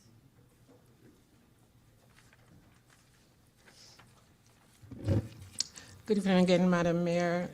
The city attorney's contract expired in September, and the new contract was presented to the city by the city attorney for continuation of was presented to the city by the city attorney for continuation of service at $600,000 per year. There was discussions between the city attorney and staff regarding the amount, 600,000, and trying to may contribute to the 600,000 being exceeded throughout the year. We did not come to an agreement on amount. The city attorney did send us an updated contract. However, in reviewing it, staff still had some concerns that were summarized in a memo to you, and so I'll highlight what those are now.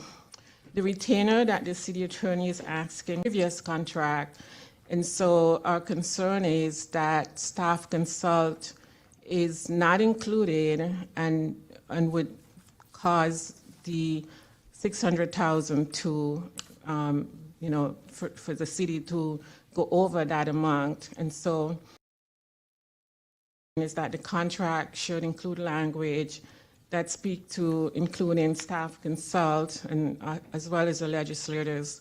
City attorney did verbally agree to do this, but it was not detailed in the contract. General litigation services, we are, that is being proposed at a rate of $460 to $485 for litigation services. There's no cap in the hours for our budget estimates, and so again, the fear here is that this could way exceed budgeted amounts, and so we are asking for, when there's litigation, there be some sort of cost analysis to determine if the action is worth pursuing, so that Mayor and Commission has some idea of the cost that is likely to be involved. And then the city attorney is asking for an annual rate increase of CPI, Consumer Price Index, yearly increase plus 5%, yearly increase plus 5%. Should the city agree to that, that can lead to increases of 8, 9, 10%. We do not know what CPI would be. For this year, looking at it, it was 2.9%. So when you add 5% to that, that would give you an annual increase, if we were doing an increase this year, for about 8%. Our recommendation to City Commission here is for annual increase be capped. If we annual increase be capped if we're using CPI at an amount, maybe 4%, or a set percentage if we're not. In the contract, we did not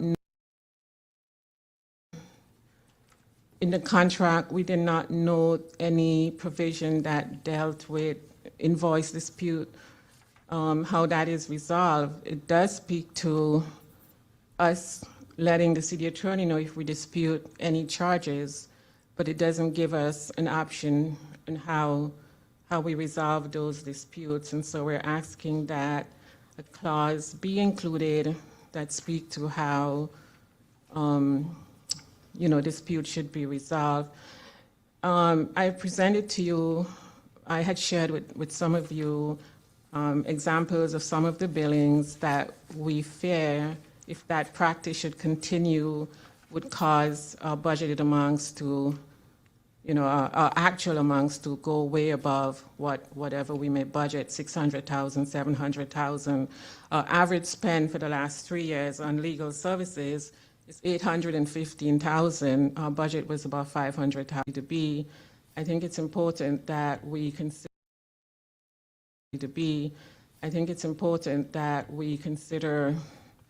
having caps and also having some idea of what we are likely to incur when the city attorney is handling a matter. I did include on the memo that I submitted the language that is in the contract for your easy review. And I'll answer any questions as it relates to the memo that I submitted. So Ms. Haynes, you submitted, Ms. Pov just passed out to us. Yes. Services rendered, and the items that are highlighted? Yeah, those were some of the things that we were disputing with some of you one-on-one. I should, those examples, those examples. Today, when I met with Vice Mayor, she asked me, and our meeting was only this afternoon, to make copies for the rest of you, so I did that. And the single sheet that we had on the desk is? It's me summarizing the contract with the areas that I wanted you to pay attention to, that I felt can lead to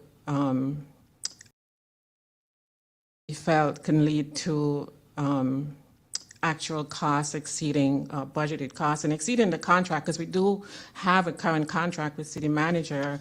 And in a previous memo that I did submit to you, for instance, in 2025, this fiscal year that is coming to an end, at the end of June, the city had paid to city attorney $363,666 for staff consult, and this is excluding the retainer and excluding litigation. So if you were to add that on to $600,000 for a new contract, that could lead to about $1 million.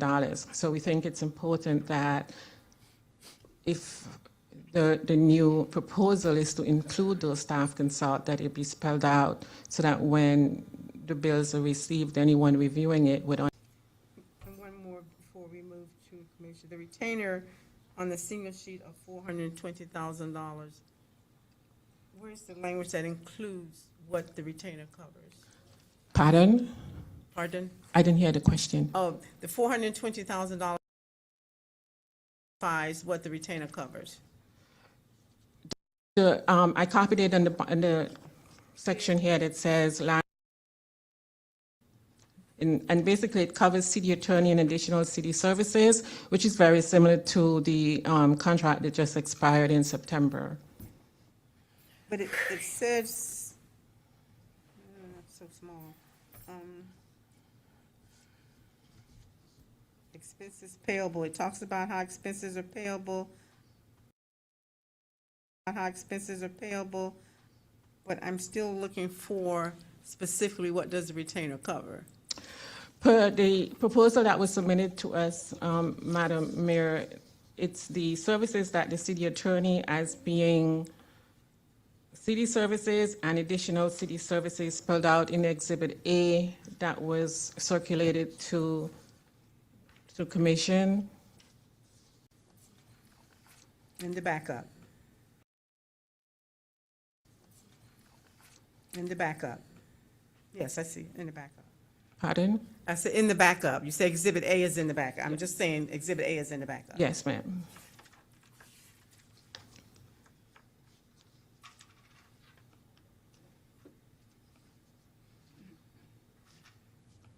Are you finished, Madam Mayor? Yes. Yes. Madam Vice Mayor. Ms. Haynes, Madam Mayor, Ms. Haynes. How there are a few cities maybe in similarity to Lauderdale Lakes in size. In size, I mean population. I can think of maybe West Park is a little bit smaller. Did you do any? Let me rephrase it again. Have you been able to look on the other city in similar size and what their contract is? Because a small city of Lauderdale Lakes with less than 40,000 people It's hard for me to know that nearly $1 million was spent on attorney's fees for sake. Because being black in America, there is a problem, because I suppose black folks don't spend time looking at money, for I just cannot see a small city this size, population, not Parkland, where you have $5-6 million homes. The average price home in Lauderdale Lakes, outside of Cassia Estates, is about $500,000, I think maybe a little bit over $500,000. And for us to spend this year nearly or roughly $1 million is beyond the pale. It is hard, hard, hard. And I don't know, being black, it seemed to be a problem, because 3 square miles, that's what Lauderdale is, 3 times 4, northeast, southwest, 12 square miles, 12 miles. And I think I heard the last month, when we had a meeting, the city attorney said he does not charge for telephone calls. So, Ms. Haynes, you're new. I don't know if you found the time to go back and do research. $300,000 for consult with staff is a lot of money to me. That's a lot of money. That must have been a lot of phone calls. And I'm not like Coral Springs or down Fort Lauderdale with 3,000 odd people working here. A little bit over 100. So it means that staff spent a lot of time consulting with the city attorney for that price. And I see something on the paper that you sent whereby there are 2 charges, fee summary. Mr. Sidney C. Calloway, partner, and Janelle Morgan, associate. And the rate, hourly rate, is the same, $432.64 per hour for him, and $432.64 for Miss Morgan. Can you do it? Maybe I don't know if you are the person I should be asking. Why would we be billed for 2 people, 2 attorneys at the same time? I think that's a question City Attorney can better answer. Maybe, Mr. City Attorney, can you explain that to the commission, please? Madam Vice Mayor and Mayor and Commissioners, first of all, I'm a little disappointed y'all were passed out some information. I didn't get it. So I'm not sure what you're referring to. If someone would like to share that with me, I'd be happy to explain it. They didn't pass you a copy of what we had just passed out to us? You can get mine. I don't see why that happened. I'm sorry. And I will say again, it's not the city clerk's issue. That's fine. I think defines this process. Any commissioner regarding this proposed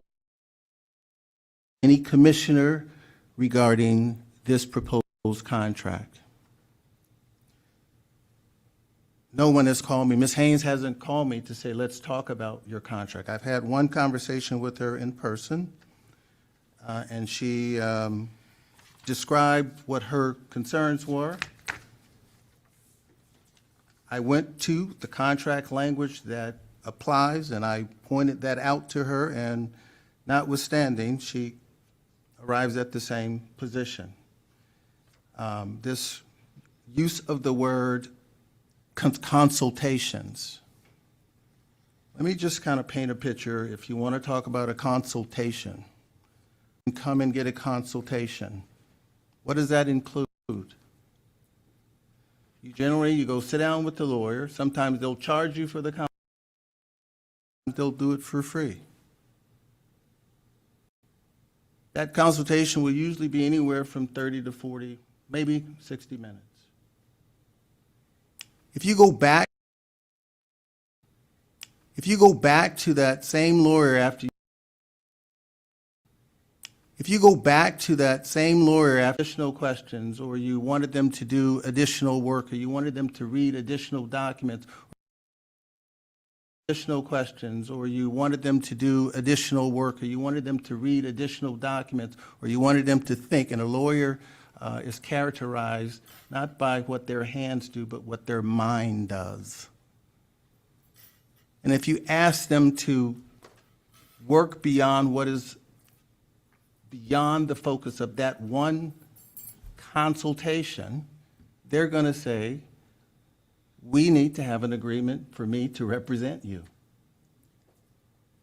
City staff all day long. City staff all day long. I talk to the city manager all day long sometimes. 3, 4, 5, 6, 8, 10, depends on what the needs are. I don't charge for every time I'm talking. That is beyond the focus of the day-to-day operation, and there's contract language that I pointed to Ms. Haynes for that. Teleconference with the city auditor on July 2nd. I charged the city auditor. Does anyone remember when the city auditor was here? The city auditor was here, Vice Mayor, because the city had not timely filed its audit findings. The commission, and I think even the Vice Mayor, had some pretty vocal comments about that process. Now, why would your lawyer call the auditor? And by the way, you see I charged 0.20. That's, and by the way, you see and I bill by increments. So two of those 6 minutes was roughly 12 minutes. But the reason I called the city auditor is because the city has just been in public announcing that it had not completed a legal. I wanted to know directly from the auditor, what are the ramifications to the city for not having an audit filed on time? Are there legal issues that I should be concerned with? And the auditor and I had a conversation around that. And he said, essentially, there are some legal ramifications. We still have some daylight between particular consequences, which is why we need to do X, Y, and Z. The next highlighted paragraph, on July 10th, receive an analysis of a communication from the auditor regarding the delayed filing of the annual audit and elemental provisions of the agreed upon procedures engagement, review elements of the engagement. In my initial conversations with the auditor, based on the comments that we heard, particularly from the Vice Mayor,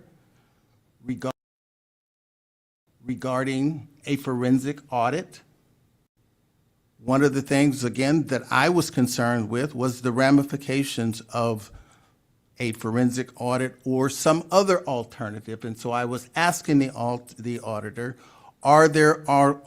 my commission may ask me, what are our options with regard to a request? What are our options with regard to a request for a forensic we should be considering? So that's why I spoke with the auditor. The auditor said, here's what you may want to think about for your commissioners. and he mentioned an agreed-upon procedures engagement agreement as a potential alternative to a forensic audit. He later sent me that document, and you'll see on July, just under an hour to have the conversation,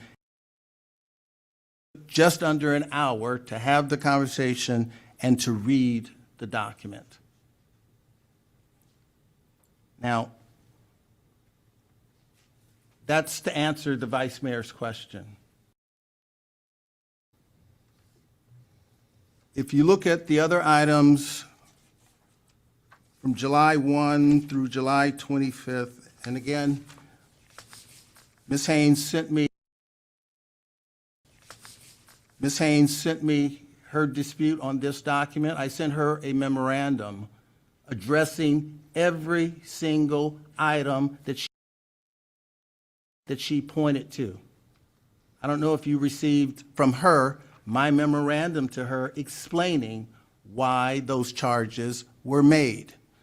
But I said to her, in essence, the work that is identified here, again, goes beyond the day-to-day focus of the work that I'm retained under the retainer agreement.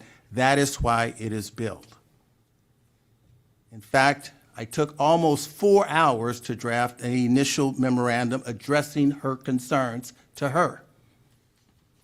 She sent back another invoice. I took another hour and a half to specifically, in writing, address a memorandum to her on those issues, essentially, again, restating the same thing. So I have my bills I review.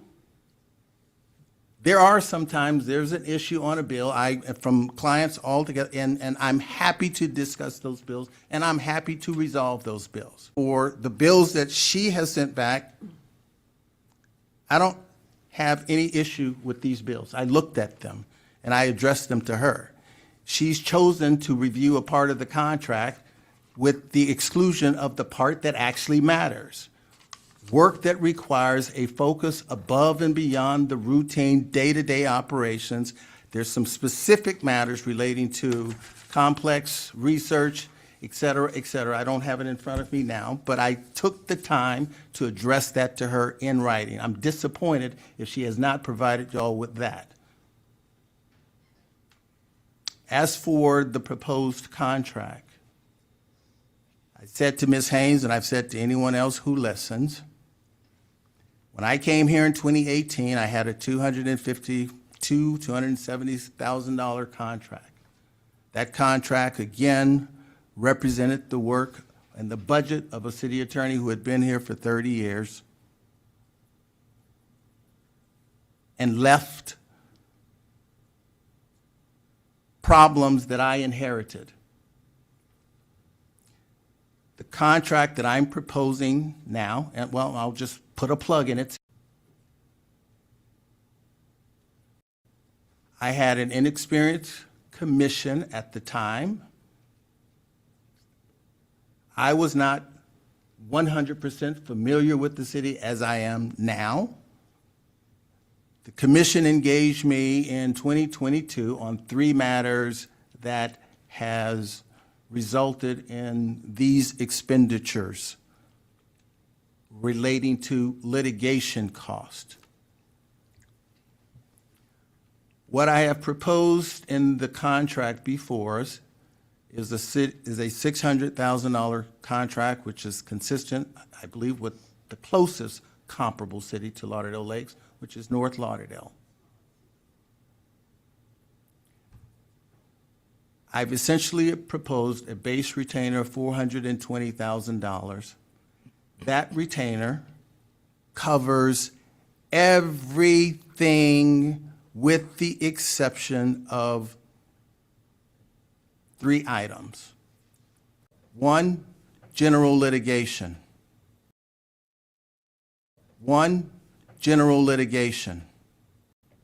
Let me identify what a general litigation matter is, for example. Also, a special counsel legal service matter as well. Do y'all remember Oakland Villa? We assisted the city in making a public purchase of that through a bidding system through the clerk of the court. Immediately after we were successful in getting that bid, the property owner went to court and asked the court to vacate the sale. The charter and the code requires me to represent the city on all legal matters that come before the city. We opposed the property owner's request to vacate the sale. The property owner took the judge through a number of hurdles and hoops, which we opposed, and we prevailed in our opposition. The property owner then filed a lawsuit or a appellate, submitted his suit at the appellate level, asking the court to reverse the lower court. That matter is still on appeal. Were we not supposed to protect the city's interests? And I remind you, when we're doing that kind of litigation, it can't be budgeted per se. I know we have to defend the city. That matter is on appeal. And frankly, again, as I've said to you, when I thought I should, we expect to prevail on appeal. We do not expect an appellate judge to say, give the city their money back, stop with all those improvements that they're making. We believe we have a strong case on appeal. But that's a general litigation matter. Another litigation matter is a mortgage company, Bank of America, sues a property owner for default on a residential mortgage. The city is named as a defendant in a lot of cases. We look at those cases closely before we take a substantial, any amount of work involved in those cases. Primarily, we look for a couple of things. Does the city have an actual interest in this matter? For example, in the Bank of America case, it's a Medley case, Ms. Haynes. The bank is in first position if that property is sold because the homeowner defaulted on the mortgage. The bank wants its money. The judge gives the bank a foreclosure judgment for whatever that amount is. And usually, sometimes, there are surplus proceeds. When we look at the matter, we look to determine whether or not the city has some kind of interest, and it may be from one of the CDBG grants, where that is tied up with that property, and the property owner can't sell or can't do anything else without paying the city its money back. Those matters are part of what we look at. So in effect, the proposal that we have, as much as you think it doesn't cover everything, I'm on here at the days, I'm saying to my clients, the commissioners, it covers everything with the exception, the $420,000 covers everything with the exception of one: general litigation, which I've just described. Complex litigation, if we're sued or we have to go to a code enforcement matter. If we're sued by Varun Welding because they think our lien is too excessive and we've got to go to federal court, or there are multiple parties, that's complex litigation. And the last thing is, if there's a matter that is, we know at the outset, is going to require more than 10 hours of time, we've agreed that we will spell out that matter right up front. I will speak with the city manager, and I will say, so for example, we're talking about this uniform collection agreement with the tax collector. That matter would require more than, and it has. I would say to the manager, this is going to require 10 or more hours, I'm sure. She would have to agree in writing, or he, whoever the manager is, would agree in writing. That would be in writing. That's the only thing that's not covered under this agreement.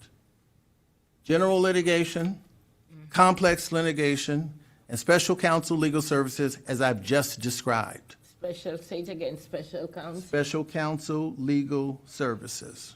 which you say will take over 10 hours. And that is anything that is going to take us beyond 10 hours of work. And we know it when we see it. Are you willing, are you, Vice Mayor. Madam? Madam Vice Mayor. Yes. Are you going to, when I listen to Ms. Haynes, I think one of the problems is that she, maybe, I'm not a legal scholar, that she feels that things are not spelled out. So in your contract, are you going to explain maybe? I wrote an exhibit, I'm sorry, Madam Mayor. I wrote an exhibit, I'm sorry, Madam Mayor. And again, if you need more, I'm happy to provide more. All I'm saying is I'm disappointed that Ms. Haynes, Madam Mayor. Sorry. He's addressing. Oh, sorry, go ahead. but items on Exhibit A, attendance at meetings, providing advice and counsel, legal opinions, parliamentary guidance, upon request, review non-litigation matters or issues in which, everything on Exhibit A under A, general representation services. I want to check because I'm hoping, yeah, this is the right one. But I'm saying to you, Mayor and Commissioners and Vice Mayor, Commissioner. I'm a commissioner. Remember that. Okay. I'm saying the proposal includes everything with the exception of general litigation, complex litigation, and special counsel legal services. Period, period, period. Madam, go ahead. Thank you, Madam Mayor. Just a point, I have my hand raised when it's my turn. I didn't see. Just a point, I have my hand raised when it's my turn. I didn't see it. Where is it? Commissioner Maxwell Williams' hand has been up for a minute. I yield myself. Commissioner Maxwell Williams. Thank you, Madam Mayor. Thank you. I am sad. I've been working with Miss, I'm not a lawyer, but I do a lot of immigration law, and I know for a fact our city needs a good attorney with knowledge and of government practice, and Mr. Callaway does brought to the table with that. The last attorney we had here before I got here wasn't doing anything. Mr. Callaway has done so much for the city. From the bowling alley, there's so many things that he has done that make us in compliance, and we're not that we're in a good place. So I believe that his contract is a good contract at $420,000. He started back in 10 years ago at 200-something thousand.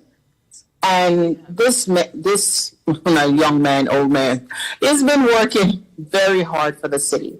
I've seen his passion, I see his love for the city, and he has been working very, very hard for the city. And when that bill comes and the higher the money costs, he's not going out there looking for work and say, oh, let me see what we can do in order to charge the city more money because I need more money. These are work that, as he stated, has left from the previous attorney that wasn't doing anything, that he has been coming and picking up and been cleaning up and still cleaning up on. So this man is working hard for us. And if we do not see that, we don't have any illegal issues, we're not going to court, we're not on Channel 10, on Channel 10, 7 News saying we're doing anything wrong. He has really watched our back to make sure we're on the right legal path. So I am not seeing where he's asking for anything great that we should not really sit and consider. And the $180,000 that he's saying in litigation, that is what, to my understanding, is what he's trying to say. Let's put that down for litigation. It may not be $180,000 for the year. It all depends on the work that is going to be provided to him in order for him to litigate. If there's nothing there, that money is not touched. If I'm wrong, please explain if I'm wrong. Also, the money that is being collected from all these litigation litigation that he takes to court, all these businesses that are not abiding by rules, and the money that he has been collecting throughout the years has literally been paying his salary. Look at the work that he has done. So when when he's asking for this money, he's not coming to the table. He's not doing anything. And right now he's coming asking for this money and he's not doing anything. This man been doing the work, and he has gone beyond the call of doing his work. So really look into it. Consider what we're thinking about here, and anything we're doing, we need good legal representation. Somebody else to pay them less, and you're going to get what you get. As he said, he's there open to talk. If I have a question, I talk to my city manager, have a one-on-one, exactly explain to you exactly how his service is working, and for you to feel comfortable. But I do believe that his contract is fair to what he's asking for, and for the work that I see how he works and what he has done. I don't know him personally, and for the work that I see how he works and what he has done. I don't know him personally. He's not my BFF. I'm just trying to be fair. Thank you, Commissioner. Commissioner Thomas. Thank you. Thank you, Madam Mayor. I realized that when I came and took office, I was not fully aware behind the scenes of what was left on the table from my predecessor in terms of what was owed to the city. I had no idea the fullness of the scope. And I do believe that because I was not engaged in the original contract of the attorney, and perhaps I should have taken responsibility on my half. Should have sat down with but as a newbie, trying to learn all the different things behind the scene, getting counsel of how to operate on the dais, I saw or did not foresee me sitting down or saying to my commissioners that we need to put something in place for the litigations or the different things that had to take place. I did not know what was to happen. Then I started to hear that people at this plaza owed money, and our city attorney was going to represent us. Sure, we recouped monies that have come into the city.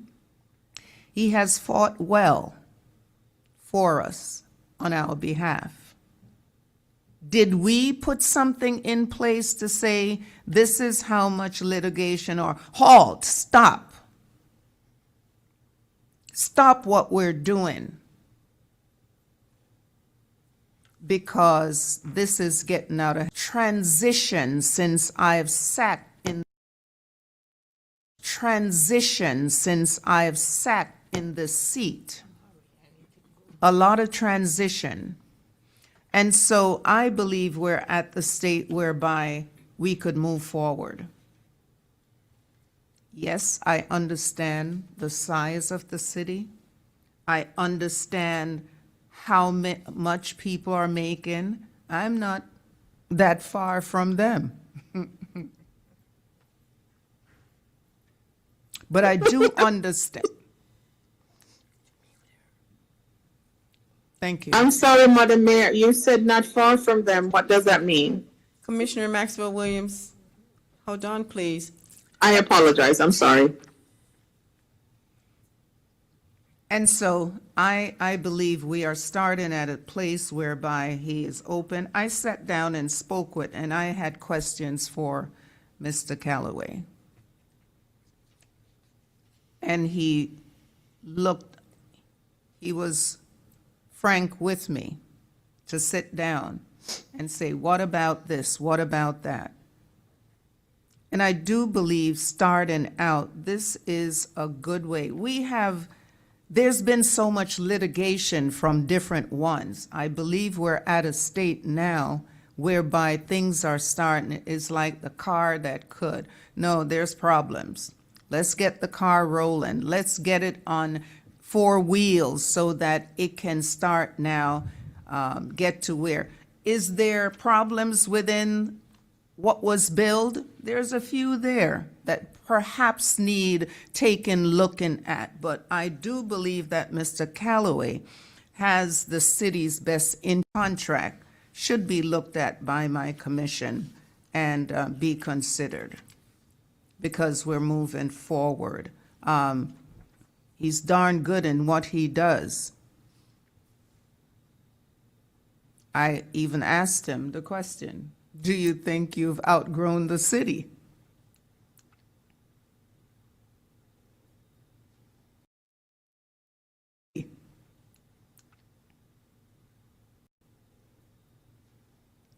And his question was, no, he has not.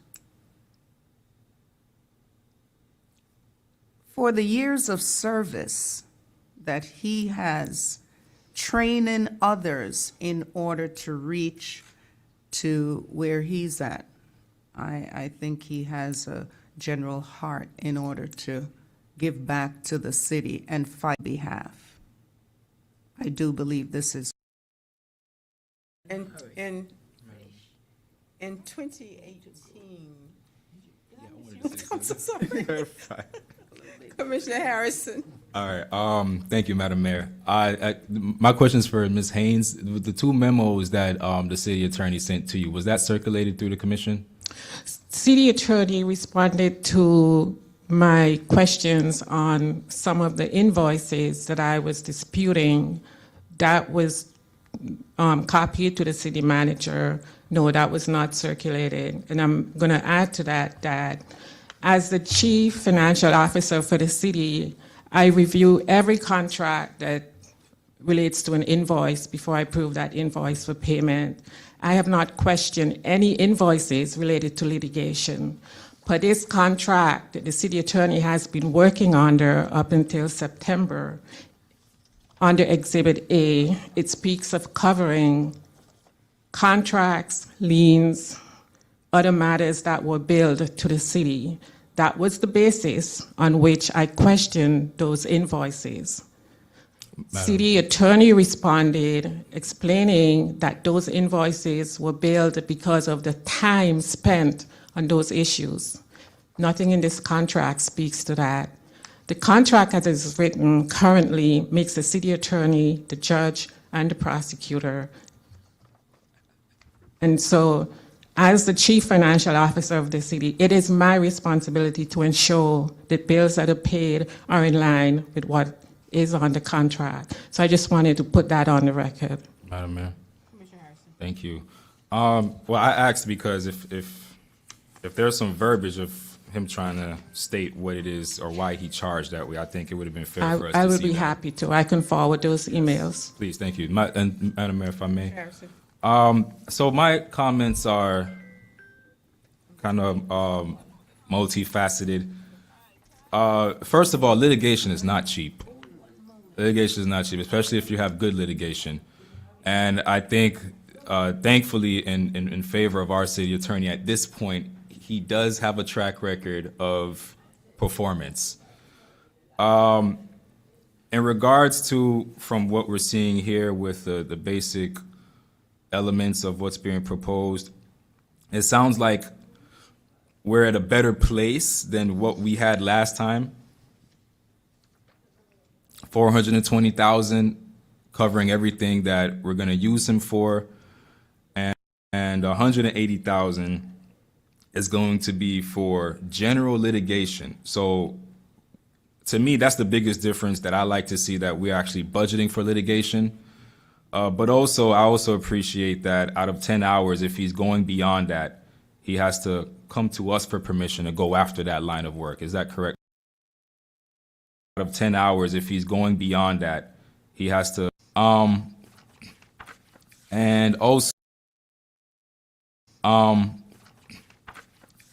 also, I feel like there are some things that we revisit and we talk about it, we hash it out. There are some things in the city that we can't go around trying to spend less on. If the service is bad, we have to revisit that. If certain things and whatnot. If you have a sword that wins in every fight you use, we don't come back and say, how can we buy a cheaper sword? You know, so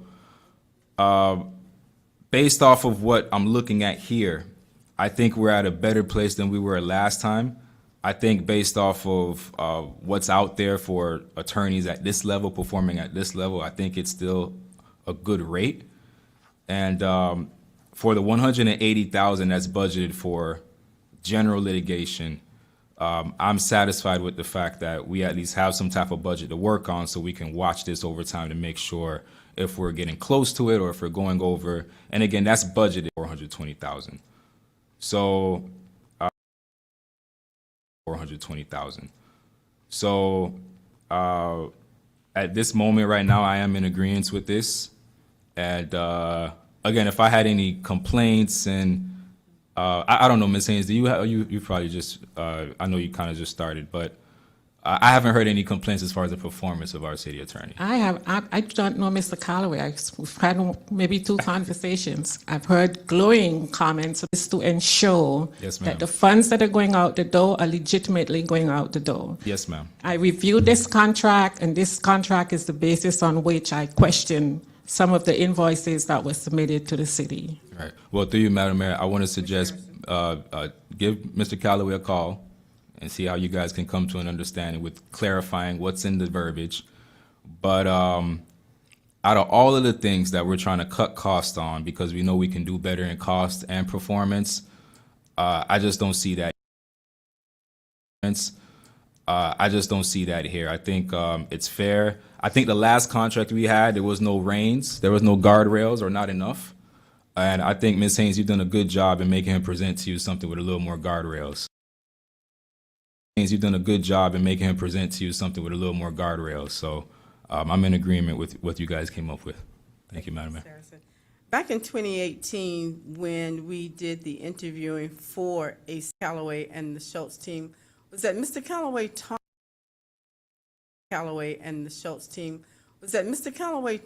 about moving the city of Lauderdale Lakes to a different place, that the city of Lauderdale Lakes persona and our branding and the way that we were looked upon was not very favorable. Is everything okay? Was not very favorable. Is everything okay? Captain?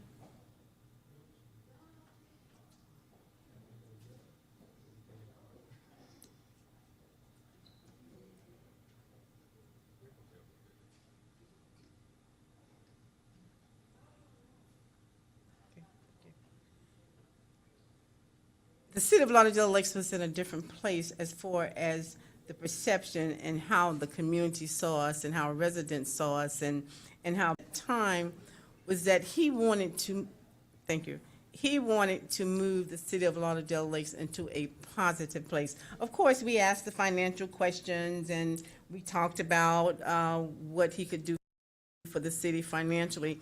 But you know, sometimes other things in addition to what you're really looking for is the one that puts the little icing on the cake, and that's one of the things that I remembered. The bowling alley was something that had been talked about, and I've been in the city of Lauderdale Lakes now for 28 years.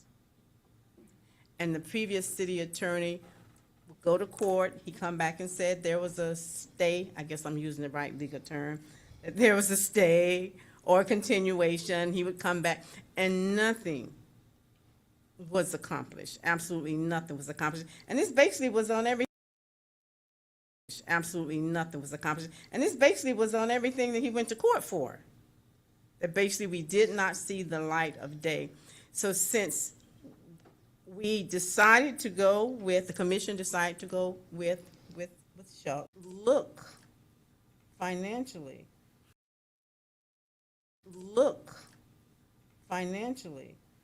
of the city of Lauderdale Lakes has improved. Mr. Callaway has litigated a lot for us. Mr. Callaway has provided input counseling. I've spoken with Mr. Callaway about the contract. We've talked about some things. We've talked about what could be better done. But I think this opportunity gives us, Ms. Haynes and Attorney Callaway and Madam ACM, the opportunity to sit down. And if we need to iron out some things, let's iron out some things. A continuation or a discontinuation of an attorney for the city of Lauderdale Lakes at this time would be detrimental to the city, and I truly believe that. I said when we first started talking about this issue, you get what you pay for. So if we're looking for less, to pay less, then perhaps we'll get less. I truly believe that we can come to a compromise, that you all, Mr. Callaway, Ms. Haynes, Madam ACM, and then when it's brought back to the commission, that we can come to a compromise on what we're looking for, on the terms of the retainer, the terms of litigation. We said 180, but hopefully it will not be as much as 180, and if it exceeds 180, then it exceeds 180, because we have to be represented by legal counsel. General litigation, complex litigation, and special counsel legal services are spelled out. Kind of sort of where there may be a little gray area in some of these areas is complex services. Maybe what I think is complex, Mr. Attorney may not think, would think that it is complex, but we would have to, or Ms. Haynes would not think it's complex, or Madam Acting ACM would not think it's complex. But I just think at this point in time, for the services that we have received from Mr. Callaway for the representation, which is an ancillary thing of the young upcoming attorneys that he has provided input and services to here in the city of Lauderdale Lakes, I think is admirable. But I just think Attorney Callaway, Ms. Haynes, Madam ACM, I'm asking you to get together again, discuss these items, Ms. Haynes, that you have in conflict with City Attorney Callaway. Also, we didn't talk about the CPI and the 5%. Let's talk about the CPI and the 5%. That's easy. That's easy. Okay, all right. Easy peasy. But let this be in the 5%. That's easy. That's easy. Okay, all right. Stagnate the city at this point in time. There are so many great things going on in this city, and there's so many ways that we can move forward, that I just know that brilliant minds, like the attorney, like you, Ms. Haynes, our financial director, and our acting city manager, can get this together and provide something and present to the commission where we can go ahead and continue services in the city. Thank you. Thank you. Madam AC, Commissioner Maxwell Williams has a hand up. Commissioner Maxwell Williams. Well, I am not doing Zoom again. I'm treated like a stepchild on the Zoom thing, isn't it? Thank you, Madam Mayor. And if we have doubts, that's what he has. And if we have doubts, that's what he has there. to sit with him and talk with him, talk to the city manager, and understand the process and why that money is requested, because I don't think it's an unfair request. So again, as you said, Mayor, you get what you pay for, and this is not the time for us to be thinking about losing such a good attorney like Mr. Callaway. And Ms. Haynes, thank you so very much for your presentation tonight, and thank you. You and I did meet also, so this was not a one-way interest that I may have. I have in making my discussion tonight. I absolutely love you, really, as far as, you know, your skills and your knowledge and your no nonsense. And I like that. So I know that we can come together on this. All right, thank you so much. Thank you. Madam, Where are my keys? You take it up. what am I going to get into? You know, The storm is not. Recording stopped. 75 miles an hour. Good night. Good evening, everyone. Bye, bye, bye. I see you tomorrow. Thank you all for a great meeting. Particular in the great we care city of Lauderdale Lakes. Tell me, why was the tax collector's office established? We had an election in November. You were elected, and I'm so excited, and congratulations to you for that. Thank you. So tell us a little bit about that. Well, you know, this office came about as a result of an Amendment 10 to our state constitution that requires all counties to have an elected tax collector. Okay. So I was fortunate to be the very first tax collector for Broward County. Very good. Are you excited? More than excited. Well, it's been about, what, 5 months now? No, actually, we just celebrated 100 days 3 days ago. So we're pretty excited, and we're just getting started. We've done a lot, and we're ago. So we're pretty excited, and we're just getting started. We've done a lot, and we're looking forward to do a whole lot more. Walk me through a day at the tax collector's office. Oh, an average day at the tax collector's office.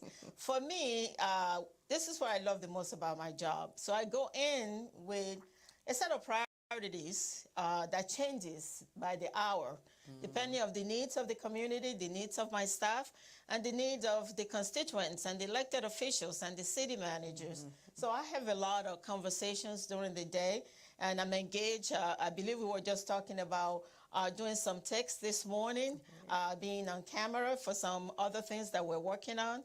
So an average day for me, there's no typical day, is what I'm alluding to. My day changes by the hour, and I love that about my job. I love doing different things to promote what we do in the office so that our community can benefit of the information that we're putting out. And I know based upon for the day, and That's before right. you know it, that plan for the day, and That's before right. you know it, that plan has gone out of the window because you're trying to do what needs to be done as far as your constituents are concerned. So Absolutely. I know how that is. You plan. There's a difference between the Broward County Commission's records, taxes and Treasury Division, and the tax collector's office. Because All right. they're three entities, or are they entities that are intertwined? Tell us. All right, so I was fortunate enough to lead the tax section of records, taxes, and treasury under the county. Okay. That division reported to the county commissioners of records, taxes, and treasury under the county. Okay. That division reported to the county commissioners. Okay. So as your newly elected tax collector, our office, but we are a standalone independent office. Okay. But we are a standalone independent office. Okay. So there's a lot of difference because under the records, taxes, and treasury, the engagement was different from what we're currently doing. And the engagement with the community is a lot more under the tax collector because we answer to you, our residents, the residents of Broward County. So we no longer report to the Board of County Commissioners. We report directly, the voters and the residents of Broward County are the ones that we engage with on a day-to-day basis. And they're the ones that we take a lead from in terms of what they need in order to meet those needs. And you know, community engagement county. So I'm hoping tonight that we're going to add a little bit more knowledge base to what the tax collector's office does. Now, another difference question. What is the difference between the property appraiser's office and the tax collector's office? My favorite question. So the property appraiser is the assessor. He assesses all the properties and comes up with an amount based on the millage rate for each city and also the Broward County Commission. So your tax amount is determined by the assessed value as a multiplier or with the millage rate for both your county and the city. So I talk about my job begins where Marty Care's job ends. Okay.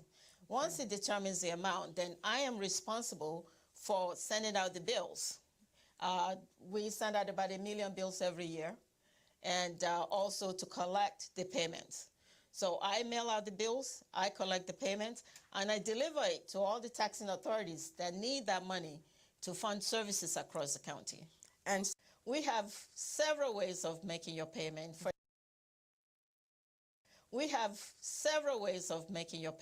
example, we've made it really, really convenient for anyone that lives in Broward County. They can walk into any Wells Fargo office in the county with their coupon and check and be able to make a payment. In addition to that, they can make a payment on our website. We have a very friendly website where you can make your payment free of charge. Property tax payments are going up, you know. Property tax payments are going up, you know. The amounts are going up. We try to make it affordable by